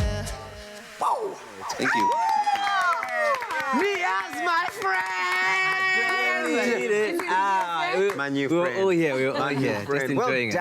Thank you so much. Well, that's one of those where you really need, as a performer, you like wish you could have like a whole, like a club in front of him, just bouncing and grooving to the But tune. self-isolation. Self-isolation. So, but he's going to do it online again just before you have a jam session. Yeah. Hey, and on that celebratory note, allow us to take a moment to just say a very happy birthday to our executive producer and managing director at Cordova, Patience Stevens. It's her birthday. Yeah, wow. The mother of top billing, the mother of Afternoon Express. Hey, all of it. Expresso, yeah, she's very hands-on with the team. So we absolutely love you and hope you are having, even in these crazy times, a superb birthday. I know under a lot of pressure with the craziness going on. So we're sending all of our love today. Yeah. Happy birthday, Mama P. Probably watching us right now, just like, yes, boy, that's my kids. I'll bring it. By the way, how are you guys preparing for 21 days of lockdown? We just looked at each other like, are we meant to prepare? It's going to happen. It's a real thing. For me, it's all about the baby and just contingency plans around that. Yeah. So, I mean, it's just we've been given a... Because you're in the hot zone right now. This is Yeah, we've got less than a week to go, so it'll be next Tuesday. Yeah. So everything is working backwards from that. And I'm also, like everyone else, taking it day by day because there are still some questions in the air as to how we're going to be able to travel, how much access, how long will I be allowed at the hospital? Those sorts of things. So we take it step by step. Yeah, as we reported in the news earlier on, that grocery stores, places where you can acquire medical supplies, pharmacies, hospitals, vets, all essential services will be available. So no need to panic buy or do anything like that. I'm not too worried at all about the shutdown because I have access to those things. So I'm pretty relaxed. I mean, I have everything I need. Because what else do you need? Should I need anything? Okay, the actual question I was trying to ask is, mentally, what are you going to do? What are you going to do? Are you going to be reading? You're going to chill, stream and chill, because I get all of my great series advice from you. I'm always like, I need something new. I need something I'm going to text you. That's humorous, but it's a bit dark with a bit. She's like, okay, watch this, or this. No, you got me covered. Yeah, I actually started yesterday with learning a little language, a new language. What are you learning? So Spanish. What do you got? Hola, ¿cómo estás? Muy bien. Buenos días, buenas noches, un poquito. I'm still learning how to say, how do you like me, baby? But, Wait, how do you like what? How do you like holidays? I like because I know in Portuguese it's like gostoso. It means like yummy, yummy. So maybe in 21 days I'm gonna be like, hola, papi. On that bombshell, make someone smile out there. Have a good day. Bye. Ciao.